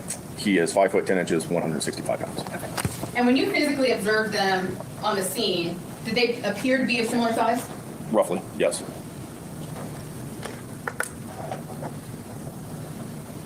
And based on your investigation that night, or that afternoon, who did you determine the initial aggressor to be? We determined the primary physical aggressor was Carl Clouse. I have no further questions. Ross? Thank you, Your Honor. Okay, Sergeant Gray, is it correct? I believe he testified that you're going to arrest both parties if there's a similar level of injury. Correct, it can be. Okay. Fair to say in this situation there was not a similar level of injury, is that right? That's correct. Right. I mean, Daniel Clouse had a pretty big gash on his arm. Yes. And it seemed like Carl had pretty minor injuries we were testified to earlier. Yes, I was unaware of any injuries to Mr. Clouse initially. But you did have an opportunity to observe Carl Clouse. Yes, he was standing in front of one of the cruisers, speaking with Deputy Hale. And you indicated there was a large patch of blood at the lower part of his shirt. Correct. Right like on the belly area, is that right? Yes. Okay. Did you notice was there blood on the top half of his shirt? Initially, I didn't observe any. I asked Deputy Hale. He indicated when I arrived on scene that there was the large area of blood on his shirt. I asked if it was his, and he said he did not believe so. He believed it was the victim's. Sure. I mean, did you notice any other blood patches like from higher than the belly? None that I saw. Okay. And you indicated, I believe your testimony was that that's a 7 to 8 inch knife? Roughly, yes. How long is the blade, if you had to estimate? 3 to 4 inches, roughly. Okay. Oh, that's what he tells all the girls. When you responded, that knife was located on the front of the trailer on like landscaping. Correct. Okay. And that's where Daniel Clouse was sitting. Is that right? He was roughly, I would say, 8 to 10 feet away from the knife. There was, I believe, like a fir tree in one corner of that landscaping area. Excuse me. He was around the corner, sitting on the steps of the front porch. Okay. And when you responded, did you enter the residence? I did not. Okay. But did you kind of walk around the outside? I did. Were you able to see the back door? Yes. Was that open or closed when you responded? I believe it was open. Okay. Can I have just a moment, Your Honor? Yes. Say no, Judge.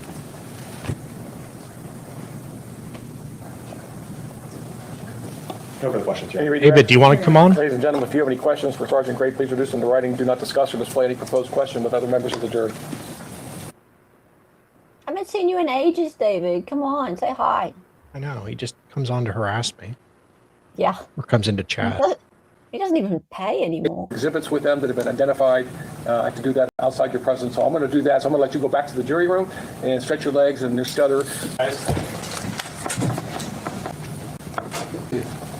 The record now outside the presence of the jury. And I show exhibits 1.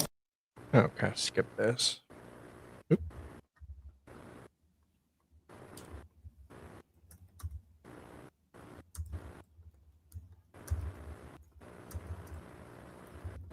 Okay, well, Bubbles is. Come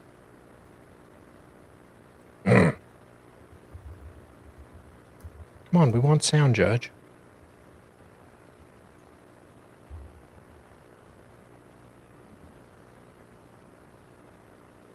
Are you kidding me? What? What? No, I don't even think the jury's in yet. No. Yeah, this is outside the presence of the jury. But why can't we hear it? Did this idiot not realize the jury wasn't in the room? But that's not the point. Why can't we hear? We usually can hear things when the jury's No, in the they room. mute it when it's not on the record. All right, now. Really? The witness Yeah. has been sworn in. All right, go ahead, Mr. Brown. Yep. I apologize. Yep, that's what happened. He just started You lame-o. because the defendant is in custody, so they had to put him on the stand before the jury came in case he's shackled or whatever. Don't press play yet. Look at the court reporter. Look how happy she is. She's like, "You're such an idiot." Such a pretty shot of her. We should take a screenshot of that and send it to her. It's lovely. Oh, that was funny. She's so Okay. happy. Aw, Aw, it's lovely. She said it to my grandchildren. yeah. No. My fault too, Judge. We're going to start over so that she has a complete record. Does everybody understand that? Okay, so start over. Oh, so she was not even ready yet. That's why. So she was not typing anything that was being said. And I'm guessing when she's typing, that's when it goes live.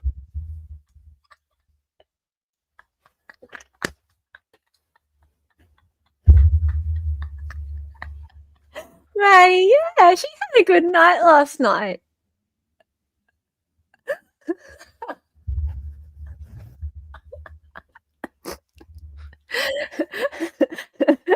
She wasn't on the chat.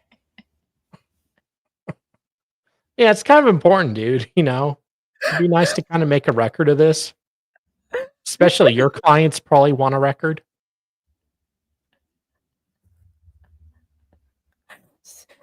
Sorry for derailing your stream. Okay. Okay. All right, so you are Carl Clouse, correct? Carl D. Clouse. Okay. And how old are you, sir? 64, be 65 next month, So you turned 65 in November? November 15th. Okay. And where do you live? I'll say Mason, Ohio. Is that the 2479? 2479 Mason Montgomery Road, Okay. How long have you lived there? since 2019. Okay. Who do you live there with? Officially, my wife, Marlene, and Daniel came in, I'll say 2 months ago. No, 2 months before August 2nd, Okay, so 2 months before this incident. before this incident. Okay. And are you employed? No, sir, I am retired. Okay. I was part-time employed at Napa.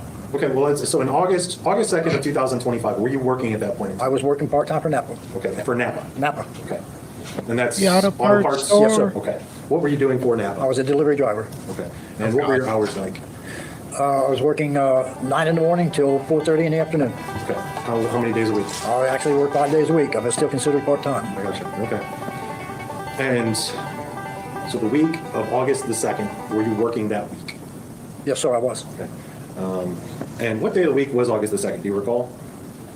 That was Saturday. Saturday. Okay. So did you work the day before? Yes, sir, I did. All right. So it's the weekend. Yes, sir. Okay. And so what were you doing that weekend? Okay, I worked Friday, 9 to 4:30. Would you want me to tell what I did Friday night? Well, yes. Let's just go from the time that you get off work. And my weekly Came home bender. Friday evening, 4:30, which was every Friday night. Myself and my wife, I'll tell you exactly the truth. My routine for the weekend. Came home Friday night. I stopped and got myself a bottle on the way home. My routine for Fridays is I just come home, fix myself a drink, have myself a drink. Myself and my wife head to Middletown. We go to Save-A-Lots, do groceries at Save-A-Lots. We go from there, stop at the tobacco store, get myself my tobacco supplies for the week. Go from there to Walmart. We do our necessities at Walmart. Anything we need to do after that, at the house. Okay. So you This is mouse so you go move. back to the house. Yes, sir. Okay. If you had to estimate, what time did you get back to the house on that Probably Friday? 7:30. Okay. And so we heard some testimony that you'd been up all night. Yes, sir, I was. Okay. Tell us about that. Okay, at that point, we got home, wife made dinner, I think she fixed burger and fries. Okay. I ate dinner, and I have 2 dogs, my babies. You said 2 dogs. Excuse me, I got choked up with that. Ain't seen them in 3 months. What kind? Danny, I don't get to spend much time with them during the week 'Cause when you're at work? when I'm at work. Okay. What are your dog's names? My dog is Toby and Buddy. Okay. I got Aw. Toby's 2.5 and Buddy's 1 year old. Okay. He just had a birthday last month. Okay. Aw. And so, They had birthdays. say you don't spend much time with them during the week when you're working. Excuse me. Toby's birthday is this month. Or Buddy's birthday is this month. But no, I don't get to spend much time with them, and I can't take care of them during the week. My wife takes care of them.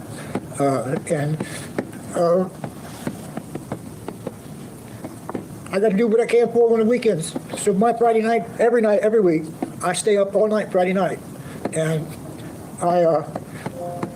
just Friday night, I had to give them baths. They hadn't had a bath, so I gave them baths through the night and treated them for their fleas.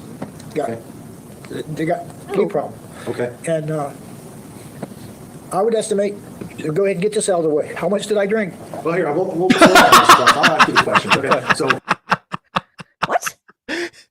Let's get this out of the way. How much did I drink? Want me to tell you? Hang on. We went from fleas to how much did I drink? This guy, I swear, is autistic. He is like super hyper focused on details. But he didn't tell us what breed the doggos were. I wanted to know. I know. He missed a very important detail. I wanted to be able to picture them. Well, let's find out how much he was drinking. I'm picturing them going like that a lot. Well, yeah. Yeah. Go ahead and get this out of the way. How much did I drink? well, here, we'll slow down, Mr. Clouse. I'll ask you the questions. Okay. So Yeah. you had been, Let me do my job and ask you the questions in the least possibly damaging way. Yeah. You just kind of barreled me there. Yeah. Yeah. up with the dogs. Yes. Giving them baths, giving them flea Yes. treatment, just kind of spending Yes. time with them. Yes, I gave them both baths. Then I treated them. And then I got behind my house, I've got a field that's at least the size of a football field. And I've got them trained excellent. They got shot collars, training collars. And I Uh-oh, I take them Hassan. on leashes. I take them out, we run, we play. And that's what we did for a good 2 or 3 hours, just run, play They have to stay in one spot while I stream. You know how it is. out in the field. And probably 8, 9 o'clock in the morning, came back into the house. And Okay. So you had fixed yourself a drink when you got home from work Friday. yes, So you didn't go to sleep at all Friday night? Nope. All right, so then we get into this incident takes place on Saturday, early in the afternoon. Yes.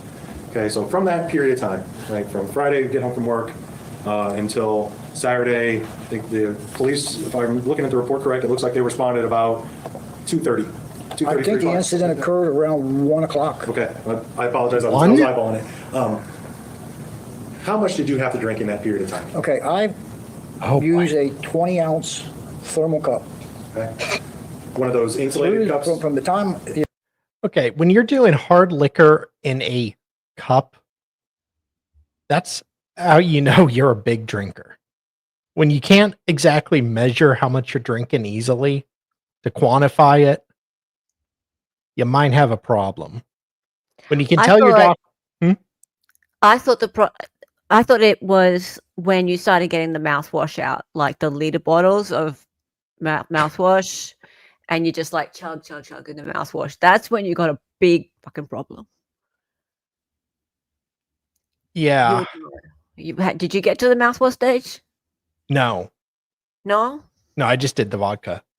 Was the mouthwash? I didn't know about that. Probably good. You didn't know about the mouthwash stage? Well, I know it has alcohol, but It's like 90% alcohol. oh, Yeah.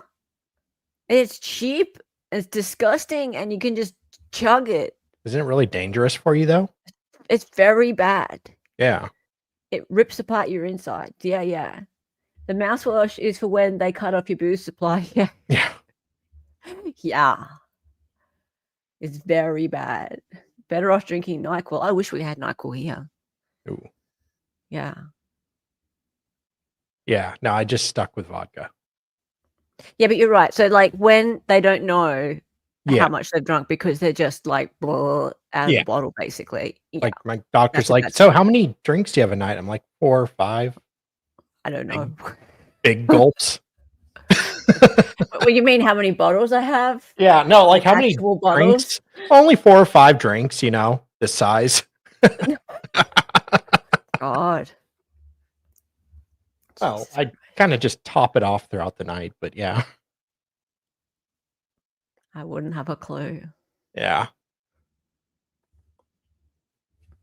Yeah, Justin, what does it do to you inside? So the reason I know this is because I don't know anyone who's ever done the mouthwash thing.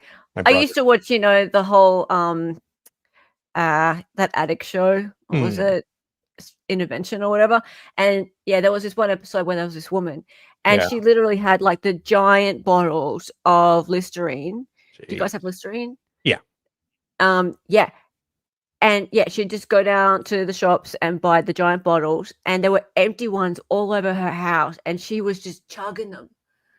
Jesus. And yeah, imagine how much that would hurt. Like, I know my brother did it one time when he lives in Iowa when he was drinking. He's a huge addict.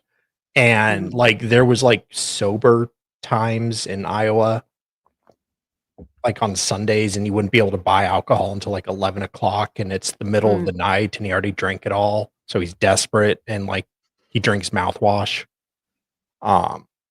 Just because it's the only alcohol he had in the house. No, my mouthwash that is dangerous. Chug's funny. Yeah. Oh dear.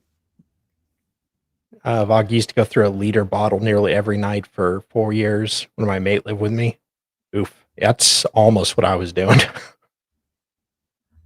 A little less, but I was getting close to that. You've done so well, mate. Yeah. Thank God. Yeah. Hey, did you know that's actually bad for you? Who knew?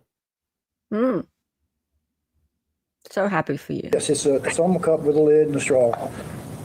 From the time I started till the next morning, I drank 2 of those cups. And is that a mixed drink? Or? Yes, yes, sir. I fill it with ice, halfway with bourbon, halfway with Coke. Okay. 3 of those is what I had from the time I started till the time the officers arrested me. This third one was only half gone when they arrested me, but it takes a pint and a half for 3 of those, and that was the amount that I had. Okay, so you drank 2.5 of the 20-ounce tumblers. Yes, sir. It's of ice and Coke and bourbon mix. Yes. Over 18 hours. Okay, yeah, we'll say 18. We'll call it 18 hours. I'll call it 18 hours. Okay. And so when you were speaking to police, right? Did you know what was going on? Yes, sir. Okay. I have a very high tolerance. Fair enough. So this is drinking alcohol, using alcohol. That's something that you're doing regularly. Oh, I just love how blunt he is. Just, yeah, I got a high tolerance. Yeah. So, yeah, I was, I had a shitload to drink, but it didn't really affect me much. Oh, I swear, this guy's my dad. Started when I was in the Army at 18. Okay, let's talk about that. So you served in the Army, correct? Sir. Okay, what years? 88, 78, 79. Okay. Combat engineer. Well, thank you for your service. You're welcome. And so you've been using alcohol for over 40 years. Yes, sir. Okay, fair enough. And safe to say, I mean, that day in question, right, August 1st and August 2nd, you're at home, you're doing your regular Friday night thing. Yes, sir. Okay.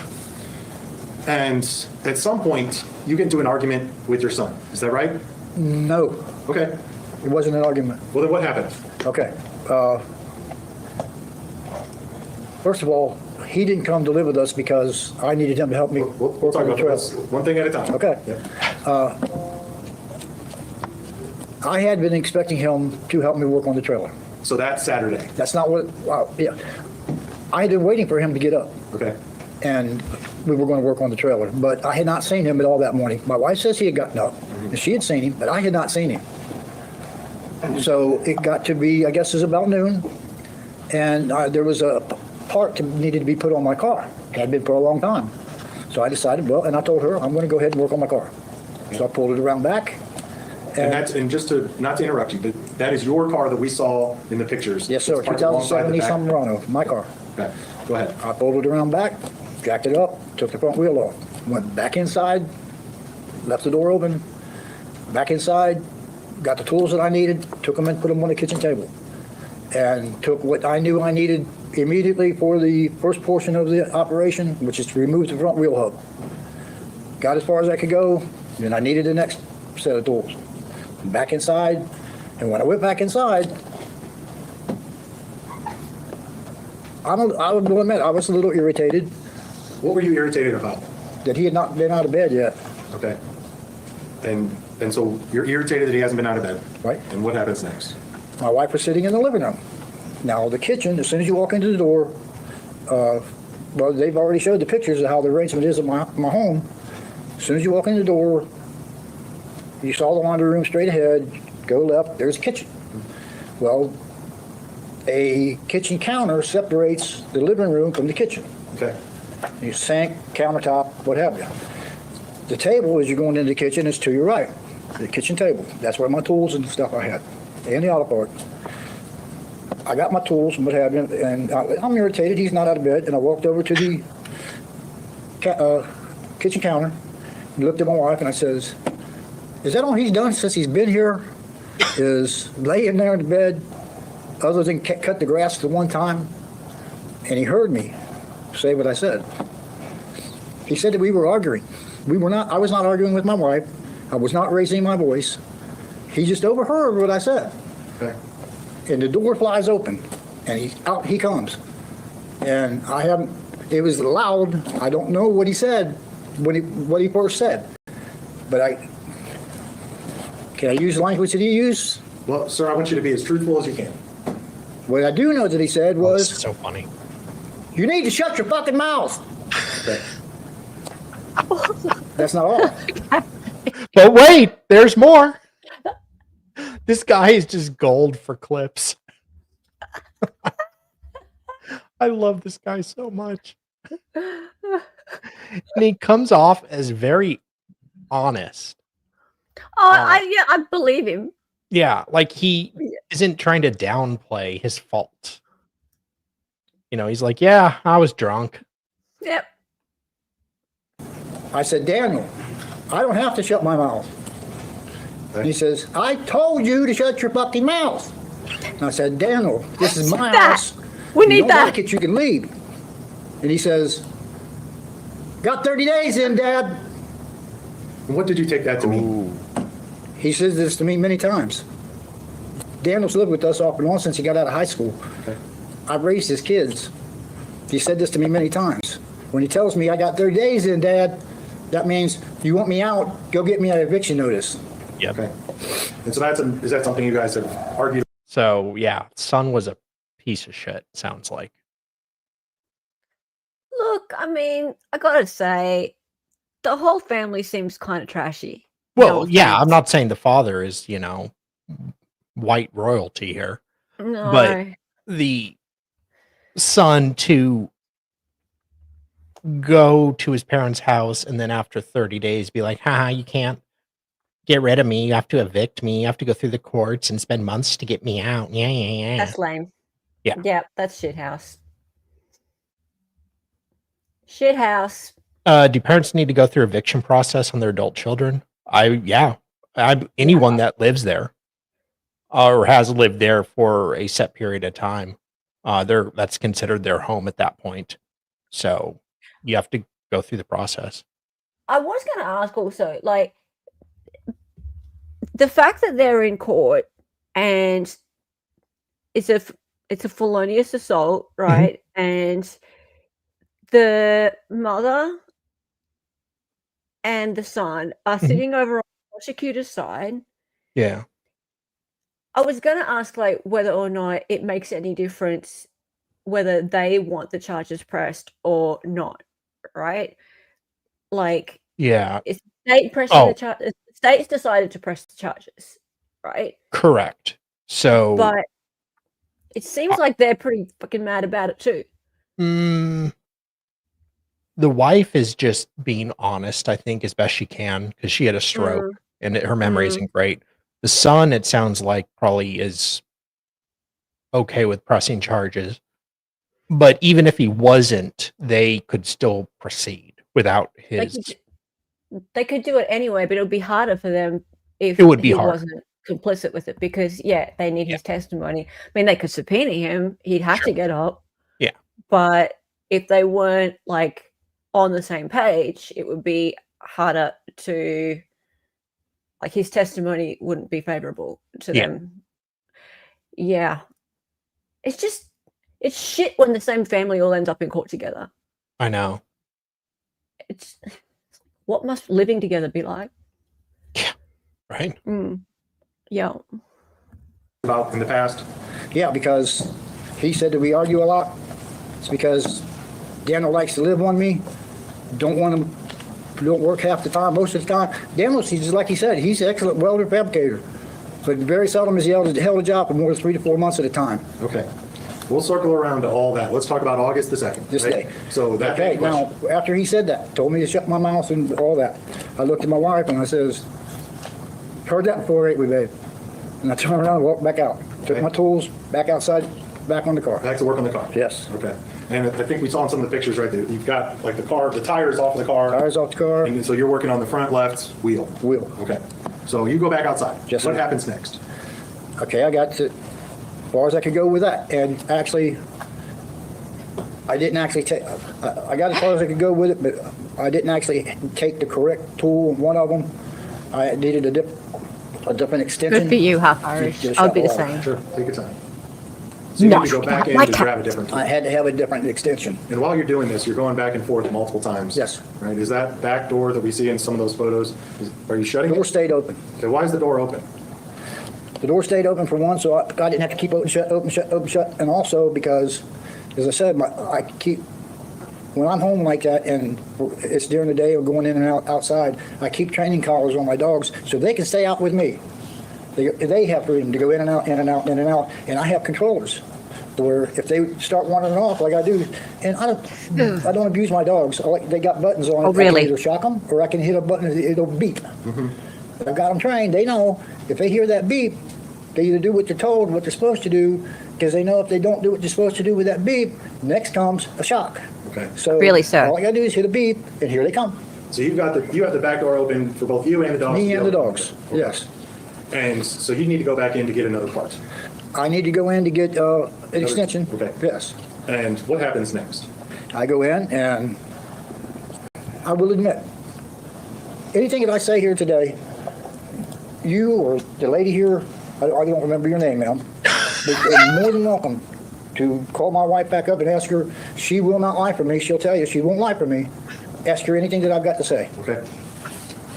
We will. So what happens next? I go back in, and I'm thinking she's still in the living room. And she wasn't. Okay. Me talking to her on the phone since I've been in jail, said she was in the bathroom. Well, let's not talk about what she said. Let's talk about what you saw. Okay? I didn't see because I didn't look. Okay. Was she in the kitchen when you came back in? She was not in the kitchen. Okay. So you come back in, and what happens next? Okay, I go back in and I go to the kitchen table, which is where my part's at, but I needed a different extension. I got the extension. And I go on over and I see the part sitting there. It's on the back side of the table, and I get the wheel hub, bring it up, set it in front of me. And a couple other tools I knew I was going to need in advance, or as soon as I got done with this, set the tools on top of the part. And I said, I will admit, when I'm drinking, my tongue gets a little loose. Sure. And Okay, we don't want to know I about your say to my tongue. wife, of course she wasn't there, I didn't realize it at the time, but I say, pretty bad, I'm putting this part on the car that I paid Daniel last year to do. The previous year, I'd paid him $60 to put that hub on the car, and it's still sitting on my my kitchen table. Okay. And so you say that, which, fair to say, right, you're being provocative, right? I mean, you know that's probably likely to kick something off. Yep. Is that fair to say? Wait, Well- who's that in the background? I just wanted it to be out there that I haven't forgotten about paying him $60, and he still ain't done the job. Sure. And so you come back in, start to get yourself together, you say that. And what happens next? Door flies open again, says, I told you to shut your fucking mouth. Okay? And at that point, he's in his bedroom. I'm talking screaming. He's at the top of his lungs screaming, I told you to shut your fucking mouth. Approximately how far away is he from you? He's just right outside his bedroom door. Okay, and how far is that from you? Give or Okay, take. I'm in the kitchen standing at the table. You got the kitchen counter in the living room, all the way through the living room, down the hallway and to his bedroom door. Okay, So you're a good, at least here to that wall. okay, to the back wall of the courtroom? Yes, sir. Okay, and so he yells that, and what happens next? And I yell again. What do you yell? I don't have to shut my mouth, Daniel, but at the same time, that volume, that loudness, I've had the experience from him before. I've been attacked by him before. I have PTSD right now because of him. She mentioned the 2015 incident. I can tell you all about that 2015. We'll get to it. I got you. Yep, we'll get to it. But I knew right then my safety's in jeopardy. And yes, sir, I will admit to you right now, I did pull that knife out and opened it with one hand and held it down to my side. I didn't think he saw me, but I was mistaken because the next thing was, you pulled a fucking knife on me! You pulled a fucking knife on me! And I knew, oh God, I'm in trouble now. My phone's sitting here on the counter, to my left. Your phone's on the My kitchen. phone on the kitchen.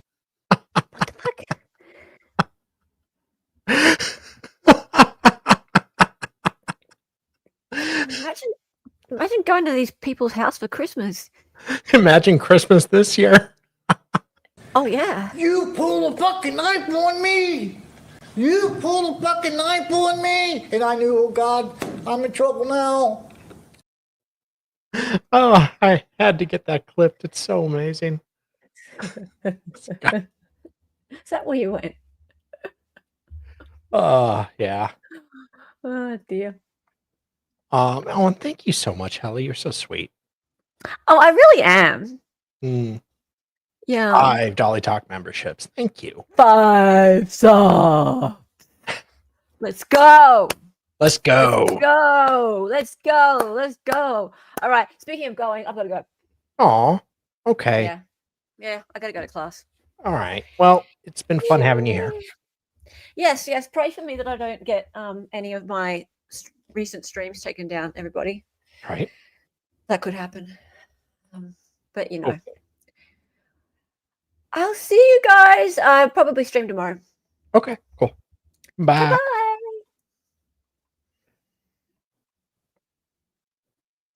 All right, guys. We aren't going to get through all of this today, but we'll try and get through the direct, then probably start cross tomorrow. Counter. So what happens next? I turned to my left, I picked up my phone, and I got the knife in this hand and the phone in this hand, and I'm trying to turn it on. And it won't, I guess it's dead because it won't come on. And I look up and he's here, When you say he's here, you mean he's right in front of me. Okay. And so what? Coming. So he's coming at you? Yes. Okay. And so what happens next? He grabs me by this wrist and he grabs me by this wrist, and he's driving me backwards. Okay, so he grabs both wrists. Yes, sir. And he's just kind of pushing you. We're going this way. Okay. Yes. And so what happens next? If you will look, well, I've got a cut here and I got a cut here. And as I'm going backwards, the knife is going like this where he's giving it this. I want to make sure that we're being as precise as possible. Yes, sir. So you're saying he's going like this, you mean he's like... He's pushing me backwards. Okay. And the knife hits me here, and the knife hits me here. The paramedics that on the scene bandaged me before I got put in cuffs and hauled to jail. And then they bandaged me again when I got here to jail. The knife hit me here, the knife hit me here as he's pushing me backwards. And then it's only a short distance. I go about, I guess, 3 or 4 feet. My right foot catches a case of Cincinnati Reds water. I'm going down, and just right behind me is a pantry that we keep our canned food in. And my left shoulder catches that pantry. And as I'm going down, I think mentally my brain says, you're falling. And my hands open like to catch myself. And where I hit that pantry, I thought, more or less throw my phone over my head further in, because I'm going into the laundry room. As catching that case of water, it's also turning me to my right. I throw that case of water or phone further into the laundry room. My right hand is open. It drops the knife out of my hand, which drops handle first into my lap. Daniel still got a hold of my wrist, and he comes down on top of me, and he sticks himself in his arm. Okay. And I just He want to bleeds in my belly. show you, this is one of the state's exhibits of the residence. That's the case of water. This is the case of water here. Yes, sir, it is. Okay, and is this the pantry right here? Right there, it's a case of water. Right. That's the pantry right here. This is the pantry right here? I'm going down, I turn sideways, turn to my right.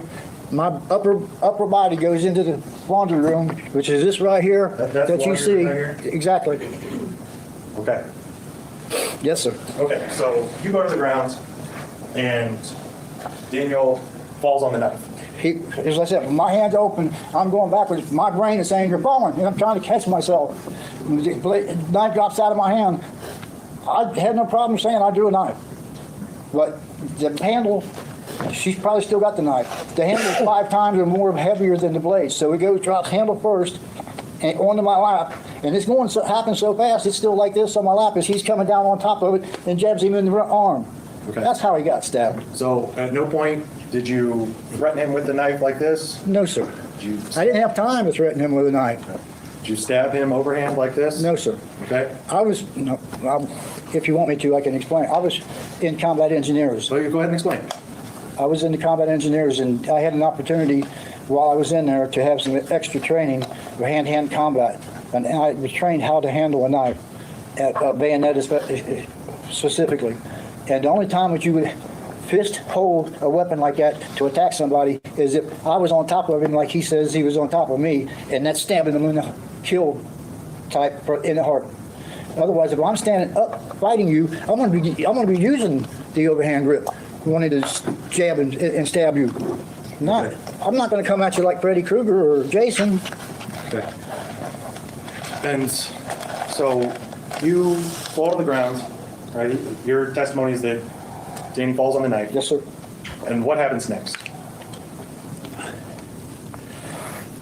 Once we hit the ground, he takes I can feel him a couple of seconds messing around on my belly, and then he crawls over top of me and on into the laundry room, and then next thing you know, he's back up and off and stands up, turns around, faces the door to the outside, and yells, "I can't believe you stabbed me with a fucking knife!"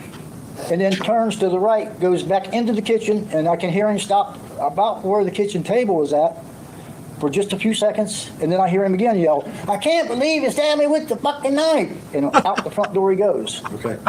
And when I stand up, I'm in the house by myself. And through this whole altercation, I never saw my wife at all. Are you, so how long are you on, obviously you don't have a stopwatch, right? But how long are you on the ground? I was down a few minutes because when I was a couple months after Daniel was born, I had an auto wreck. Rolled the car 4 times. It threw me out. Should have killed me, but it broke my back. So now that I'm an old man, I got back problems. Sure. And he's put me on the ground several times. And every time he has, it takes me a little bit to get off the ground. And this time as well. Okay. So I'm laying there, my back hurting. So it took me a few minutes to even catch my breath and get up off to the floor. So it took me a few minutes to get up off the floor. But by the time I did get up off the floor, I'm all by myself. Now, if she actually was in the kitchen, I never saw her once. Especially you'd be getting in between me and him. No, I did not see her. Okay. Now, was it enacting my PTSD? Maybe. Did he throw a carton of pop at me? Maybe. But I didn't see it, and he sure as hell didn't hit me with it. Okay. Did you intentionally stab your son? No, sir. Okay. I didn't pull the knife with intention of doing anything with it other than defending myself if I absolutely had to. Okay. Slow down. Take your time. I was scared to death I was going to get my face beat in again for the second time. She mentioned the case of 2015. I'll ask you about that in just a minute. Okay, so you were afraid. Yes. Okay. And you pulled the knife in case you needed to defend. Yes. Okay. So fair to say that you and your son have a pretty checkered history, Yes. right? You've both been charged with domestic violence against the other. No. Okay. That's something else you can call my wife back up here and ask her. Okay. She won't lie for me. Sure. 43 years. Let's explain the situation. All right. So let's talk about the case in 2015. What happened?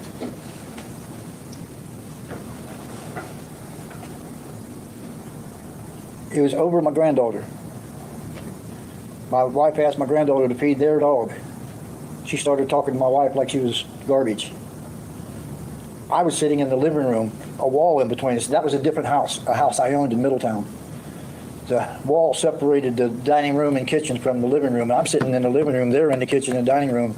She asked my granddaughter to feed her dog. She starts talking to my wife like she's garbage because she interrupted her video game on the computer. I finally sit there and listen to it long enough. Yes, I was drinking, but I sit there and listen to it long enough, I couldn't stand it no more. I was talking to her grandmother that way. So I get up and I go into the kitchen. Stop talking to your grandmother that way and start doing what she asked you to do. And she starts talking to me that way, but only twice as bad. And I walked over to her and I'm telling her, you stop talking to me like that and do what you... He lived in my basement. They had the entire... It was finished with 2 bedrooms. They had the entire ground floor. So Daniel and his family live Yeah. in the basement, the finished basements in this house? Yeah. Okay, go ahead. And I didn't hear him coming. I'd feel a hand on my shoulder. And I guess I'm like my father that way. You don't sneak up behind somebody. But I feel this on my shoulder. And I come around like this, and my elbow caught him in the cheek. That's the last thing I knew. Broke my nose, closed this eyeball, broke this cheek, cracked this cheekbone, busted the eardrum, and I had a severe concussion, and that's how I got PTSD. Okay. You don't believe me? She got the records. I heard her telling me she got the records. Look at my my mugshot because he had me arrested. Okay. And so there have been other incidents of domestic violence that you've been involved in, is that right? Yes, sir. Tell me about some of those. Okay, one was, that's why can't have my gun rights no more because I had put a pistol to his chest. I don't remember it. I don't remember it because of my PTSD. What I do remember is we were sitting and having a political discussion. I was sitting in my chair. He was sitting on the couch. And we were having a political discussion. I don't mean to offend anybody in here. I'm a Democrat. Sir, this is why I think he's kind of autistic and doesn't understand. Don't tell the jury you're a Democrat in a very conservative town. It shouldn't matter, but I wouldn't bring politics into this. Yeah, I just, way to just, okay, he's a retard. He's not autistic. I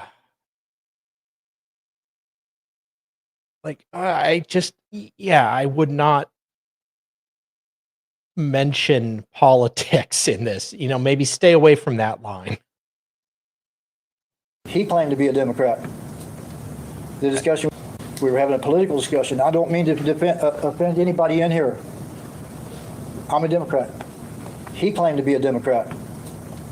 The discussion we were having and the things he was saying, I started laughing, smiling, and I said, Daniel, you sound like a Republican. I might as well have thrown gasoline on fire. Whoosh! He exploded, went nuts, screaming and yelling, and I even thought that was funny. Daniel, just stop. I'm not mad. Just go to your room. He did. He finally did. He finally got up and he took a few steps along the couch, but then stopped, turned around, started again. Daniel, stop. I'm not mad. Just go to your room. He did. That happened. It went 4 times, and each time he stopped and turned around, he was worse. Screaming and yelling and red in the face. And the 4th time, there again, I'm to the point where I'm fearing for my safety and I'm getting ready to get my face beat in again, what have you. And yes, I had a pistol sitting behind in this mobile home, the kitchen counter, sitting behind my head on the counter. And I think he's starting to take steps towards me, and I'm thinking I'm getting ready to get my face beat in again. Yes, I picked up the pistol and I got to about right here, and I don't remember another thing. I was told that I got up and put the pistol to his chest. Now, I've got to take the word for it because I don't remember. Okay. Do you remember August 2nd of this year? Yes, sir. Remember all of it? I remember every minute of it. Okay. And so after the incident with Daniel on August the 2nd, right? So you said it takes you a couple minutes to get up off the ground. Yes, sir. Okay, so when you get up off the ground, what happens next? as I said, I was alone in the kitchen, and I knew that I'm going to jail again. He's got me set up to where he took my phone. Or did I finish that? No, I didn't. I didn't finish that. Yeah, you had said that you finished your Well, no, you asked me. Well, I felt him fumbling around on my belly. Okay, let's just to make sure it's easy for everyone to understand, right? Okay. So let's set the stage a little bit. You're talking about going back to the end of the incident on August the 2nd, right? He came down on me. He came down on top of you, Right. right? You're on the ground. Right. He's on top, and you said the knife went into his arm. And I felt him fumbling around a little bit on my belly, and then he crawled on over top of me. Okay. And that was to get my phone. How do you know it was to get your phone? Because that's when I went down, I took my phone and I hit that pantry, took my phone, so it caused me to throw my phone on into the laundry room. Mm-hmm. Well, when he crawled over top of me, that was the only reason for him to do that, was to go in here and get my phone. Well, how do I know that he got my phone? Because when I went to get up, I went to get my phone, and it ain't there, it's gone. Okay.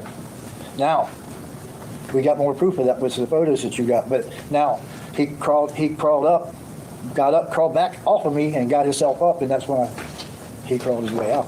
Okay. Mr. Clouse, you just mentioned this. We'll go ahead and Yes, you got photos show of it here. that. So you talked about some photos. Are these the photos that you're referring to? Yes, sir. Okay, with the blood, Blood on the dryer where he had to brace his hand while he's picking up my phone. Okay, and then we have another angle. Yep. There's a pool of blood right here where he had to put his hand down while he's picking up the phone. Right here? Yep. And And then there's what's blood up this? here on the freezer where he had to brace his hand when he's getting up and backing out. Okay, and then we see some more, a different angle of blood on the dresser. Blood here. on the dryer. Yes, sir. Dryer, not dresser. Okay. Now, And so you're on the floor in the laundry room. Can't find your phone. At some point, do you go outside? yeah, I'm alone, so I just go ahead and grab my cigarettes. I'm going to step outside and lean on my car and smoke a cigarette while I'm waiting on the sheriff. Okay. And the entire time this is going on, is that back door open or closed? The door never closed all day. Okay. So when did Daniel come to live with you and your wife in 2025? Around mid-June. Okay. And why did he come to live with you, if you know? Yeah, because he was living with his girlfriend and her mother, rent-free, no job. Mama kicks him out. She's tired of his stuff, kicks him out. Objection, Your Honor. The foundation for this. No. Mr. Clouse, hold on. This is a question for the I'm judge. sorry. Take that. When she objects, everyone stops until I make a ruling. I'm going to sustain the objection. There's going to need to be a better foundation laid for this. Well, so, Mr. Clouse, we don't need to talk about, exactly, what may have taken place between other third parties, right? But what we can talk about is what you know, okay? And so what is your understanding of the reason that Daniel came to live with you in June of 2020? That was it, that her mother kicked him out of her house, is what he told us. Then he was living in the back of her Blazer, the girlfriend's Blazer. They had a fight. She told him to get out of there. So now he no longer had a place to stay. So he didn't have a place to stay? No. Okay. Now, as far as my trailer goes, it had nothing to do with the foundation of my trailer because we didn't find out I had a problem with my trailer until 2 weeks before the incident. Okay, so when did you find out you had a problem with the trailer? That's what I'm saying. Right. 2 weeks before this incident. How did you find that out? Because the beams in my floor had started to come through the floor by my front door. Okay. And did you have someone come and check that out? No, I could see it with myself, and I crawled under the trailer. Okay, so you knew there some kind of work needed to be done? Yeah, I could see that the cement blocks it was sitting on was sinking into the ground. Okay. And did you talk with Daniel about helping you fix that? Yes, I did. Okay, and what was the plan there? I went out and bought bags of cement so we could pour footers, cement, slabs, and we were going to have to dig holes, put in gravel, pour cement, and then put the cement blocks back on. I bought, at Napa, I bought a 20-ton jack to jack the trailer up with to put, and then build it Go back wrong. up. Okay. And then you started working on that on August the 2nd? No, Okay. Did you have a schedule that you were going to work on that? yeah, we were going to start on that day when he got out of bed. I got you. Was that the reason that you were kind of upset that he was in bed or in his room? Sure, but I wasn't yelling. I wasn't raising hell. The raising hell was because he didn't like what I was having to say. Okay. And had you had any arguments with Daniel earlier in that week? Yes. Well, no, it wasn't actually an argument, but he had reason to be pissed off going into that weekend. Well, so what makes you say that? Because the weekend before, we had run out of food, groceries. And on that Monday, he got a partial unemployment check. Okay. So I told his mom, I said, well, why don't you see if you can't get some money from Daniel? We could use some food. I didn't like the way she did it, but she says, hey, Daniel, how about loaning us $100? I didn't like her saying loaning us $100 because there's no reason for him to loan us money when he'd been living there. I'd supplied his cigarettes, I supplied his Mountain Dew, food, you name it, electricity, all of it. So a 43-year-old man. So at the time that he's living with you, Pays was for a he cigarette. working in June, July, August? Not a day. Okay. But you said he was receiving unemployment? No, that was his first check. Okay. But he received a check that Monday. Okay. So we needed food. And I'm on Social Security. So is Mama on disability. So she got $100 from him. Now come my payday on Wednesday, I called and asked, I call every day at lunchtime, see how she's doing, check on her. She said, Daniel wanted to know if I was paying him that $100 out back. I said, no, I'm not paying him that $100 back. Okay. So when I went home that night, she let me know he's all pissed off.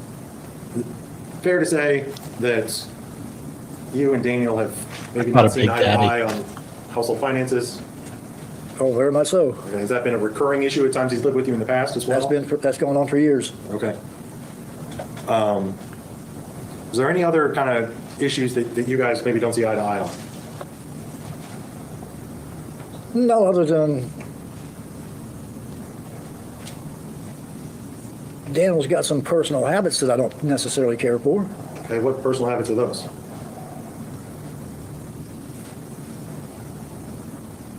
Daniel likes pills pretty well. Okay. Is that something you guys have argued about in the No, past? no, that's his personal, that's his own personal thing. Now, you had mentioned something about you had raised Daniel's kids. Yes, sir. What, Daniel- what did you mean by that? Objection is irrelevant. No, it goes to the relation. Go ahead. Go ahead, Mr. Clouse. Daniel's first child was born before he finished graduating high school. Okay. And once he graduated, he moved in with his girlfriend, but very shortly after that, because Him having a child while he was in high school is not surprising. The fact that he graduated high school is a little surprising, but she had just had a baby. The ending in a and big been guys. able to work. She got evicted from her apartment, and Daniel calls Mama and Mama, and Mama comes to me and moves in with us, and that's been the thing until his oldest daughter. He got two daughters until his oldest daughter turned 20 years old. He's had two places in most of his life, through two places that I can recall that he paid his own rent. 4 to 6 months, other than the one time that he took off to Florida. That was in 2015 when he beat my face and he thought I might kill him for it. Ran to Florida and was down there for a year. Other than that, the rest of that time's been in my house. So he's lived with you. Well, most of their life. Okay. Okay. And were there any other arguments or anything like that with Daniel kind of in the lead up to August the 2nd? No. Okay. So he'd been living with you from middle of June until August the 2nd, so, 6 weeks, month and a half, something like Yes, that. sir. How had you two been getting along in that time? No problem. Okay. And do you have any idea as to what might have set it off this day? Going into that weekend, he was already mad because of that $100, and then I think he's still laying there stewing about it in that bed. And when he heard me talking to his mama, saying what I was having to say about is that all he's done is lay in the bed, other than cutting the grass? Boom, Okay. he blew. And, we heard testimony about you talking to deputies at your residence. Right. Right?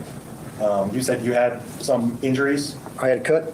I can show you the scar. It's still there. Sure. There's a cut here below my elbow, and there's one here on the back side. Okay. And you got a video showing the paramedic putting the bandage on. They bandaged you there at the Yes, scene that day, yes, is that right? yes. Okay.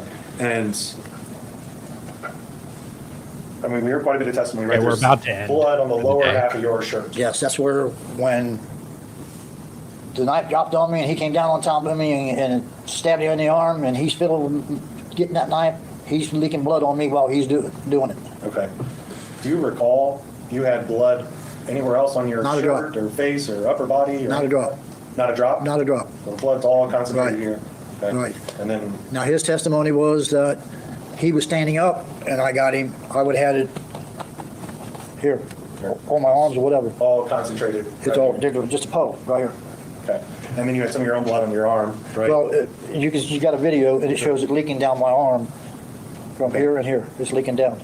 Okay. It's not splatter. It's just leaking out of Sure. my cuts. Out of your cuts. My cuts. And I mean, obviously, you know, you're in the middle of it, right? So maybe you don't know. But how did you get cuts on your arm? As I said, while he's got my wrist and he's pushing me backwards, it's going like this. Okay. How does he have your wrists? He's get. It's not when he gets to me, I've got the knife in this hand, the phone in this hand, and I'm trying to get my phone to come on, but I think it's dead. And he grabs his left hand, his right hand on me. And so, you know, obviously we've already covered it somewhat, but you and Daniel have been in altercations before. Yes, sir. Is he stronger than you? Daniel's a little badass. Okay. Daniel's a little badass. I'll give him that much. I don't have the eye of the tiger. He does. Well, it's fair to say, I mean, he's more than 20 years younger than you, right? Yes, sir. Okay. Daniel's brother is taller than me and outweighs us both by 150 pounds. He won't even try to stand up to Daniel. Okay. So that day, Could have objected there, you feared for your sweetie. safety due to past experience. Yes, sir. You testified about your back. Did you also have some kind of a neck injury? That's why I laughed when Daniel says he was choking me or anything with my neck. I have a titanium cage in my neck at C6 and C7. You see that scar? Sure. So you have a plate in your neck? No, it's in the front, not in the back. Okay. It's in the front. It's right here. I have 2 plates right here with 8 screws. No, 4 screws. Excuse me. It's 2 plates right here. There's 2 screws and 2 screws. And if he was to choke me like he said he was choking me, he could possibly even paralyze me or even kill me. Okay. It couldn't be done. And as far as that goes, I'll go this much further. My wife can tell you, I've complained to my doctor twice this year. And once in January, I thought my thyroid was swollen because it felt like it was swelling here, what have you. They killed my thyroid when they did the surgery on me, and I'm on the highest dosage she's ever heard of for thyroid medication. I thought my thyroid was swollen because it feels like there's swelling here, and right now it feels like there's swelling here. She checked me, said, no, it's not your thyroid. And then in July, I was at the doctor. I thought I had a tumor growing in my throat or something because of having a problem swallowing. And when I take pills every day, I take the pills and they actually get caught and sit down here until they dissolve and go on down. She sent me to ear, nose, and throat up in Dayton. They went down my nose, through my nose, down into my throat with a camera to see if I've got no tumors or anything in my throat. So because when they did my surgery, the surgeon said, you're pretty much 95% fixed, but when you get into your old age, it's probably going to cause you trouble. I'm in my old age, it's causing me trouble. Okay. And so at no point did Daniel choke you? No. Okay. And again, you know, you were in fear that Daniel was going to hurt you. Yes, sir. Okay. And you pulled the knife to, Self-protection. okay. And it wasn't your objective to fight him, right? Your hope? No. Well- I know I can't fight Daniel, he showed me that. Okay. Okay. Your Honor, I don't have any further questions. Cross? Yes, thank you, Your Honor. All right. We're going to end here. Cross goes a little while, but it's very good. So I see he pulled the knife before that set off the attack. Yeah, but was he pulling it? You know, it depends who you believe. I can see him kind of just having it there ready. But I could see maybe Daniel kind of taking that as a threat. We'll start Cross because there's not too much left tomorrow, I don't believe. The closing is tomorrow morning.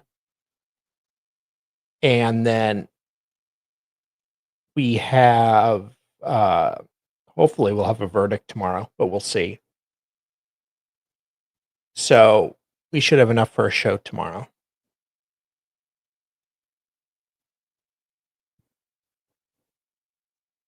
There's an hour in the morning, then a verdict. Okay.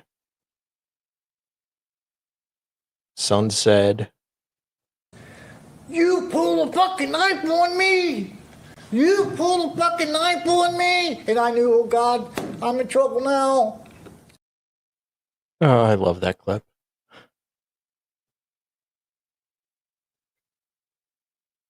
Yeah, Mew. But I'll be back tomorrow for Courtroom Roulette at 10.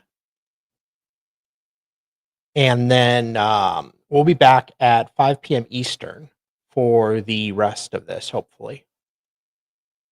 It's quite a lot of fun, though. I really enjoyed this one. So let me see.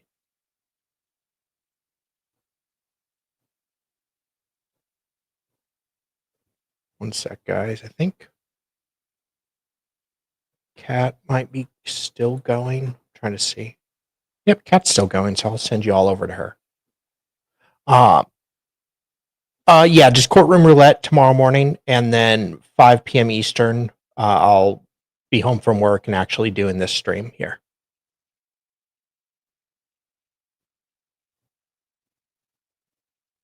So it's been fun, guys, and I shall see y'all tomorrow. Bye.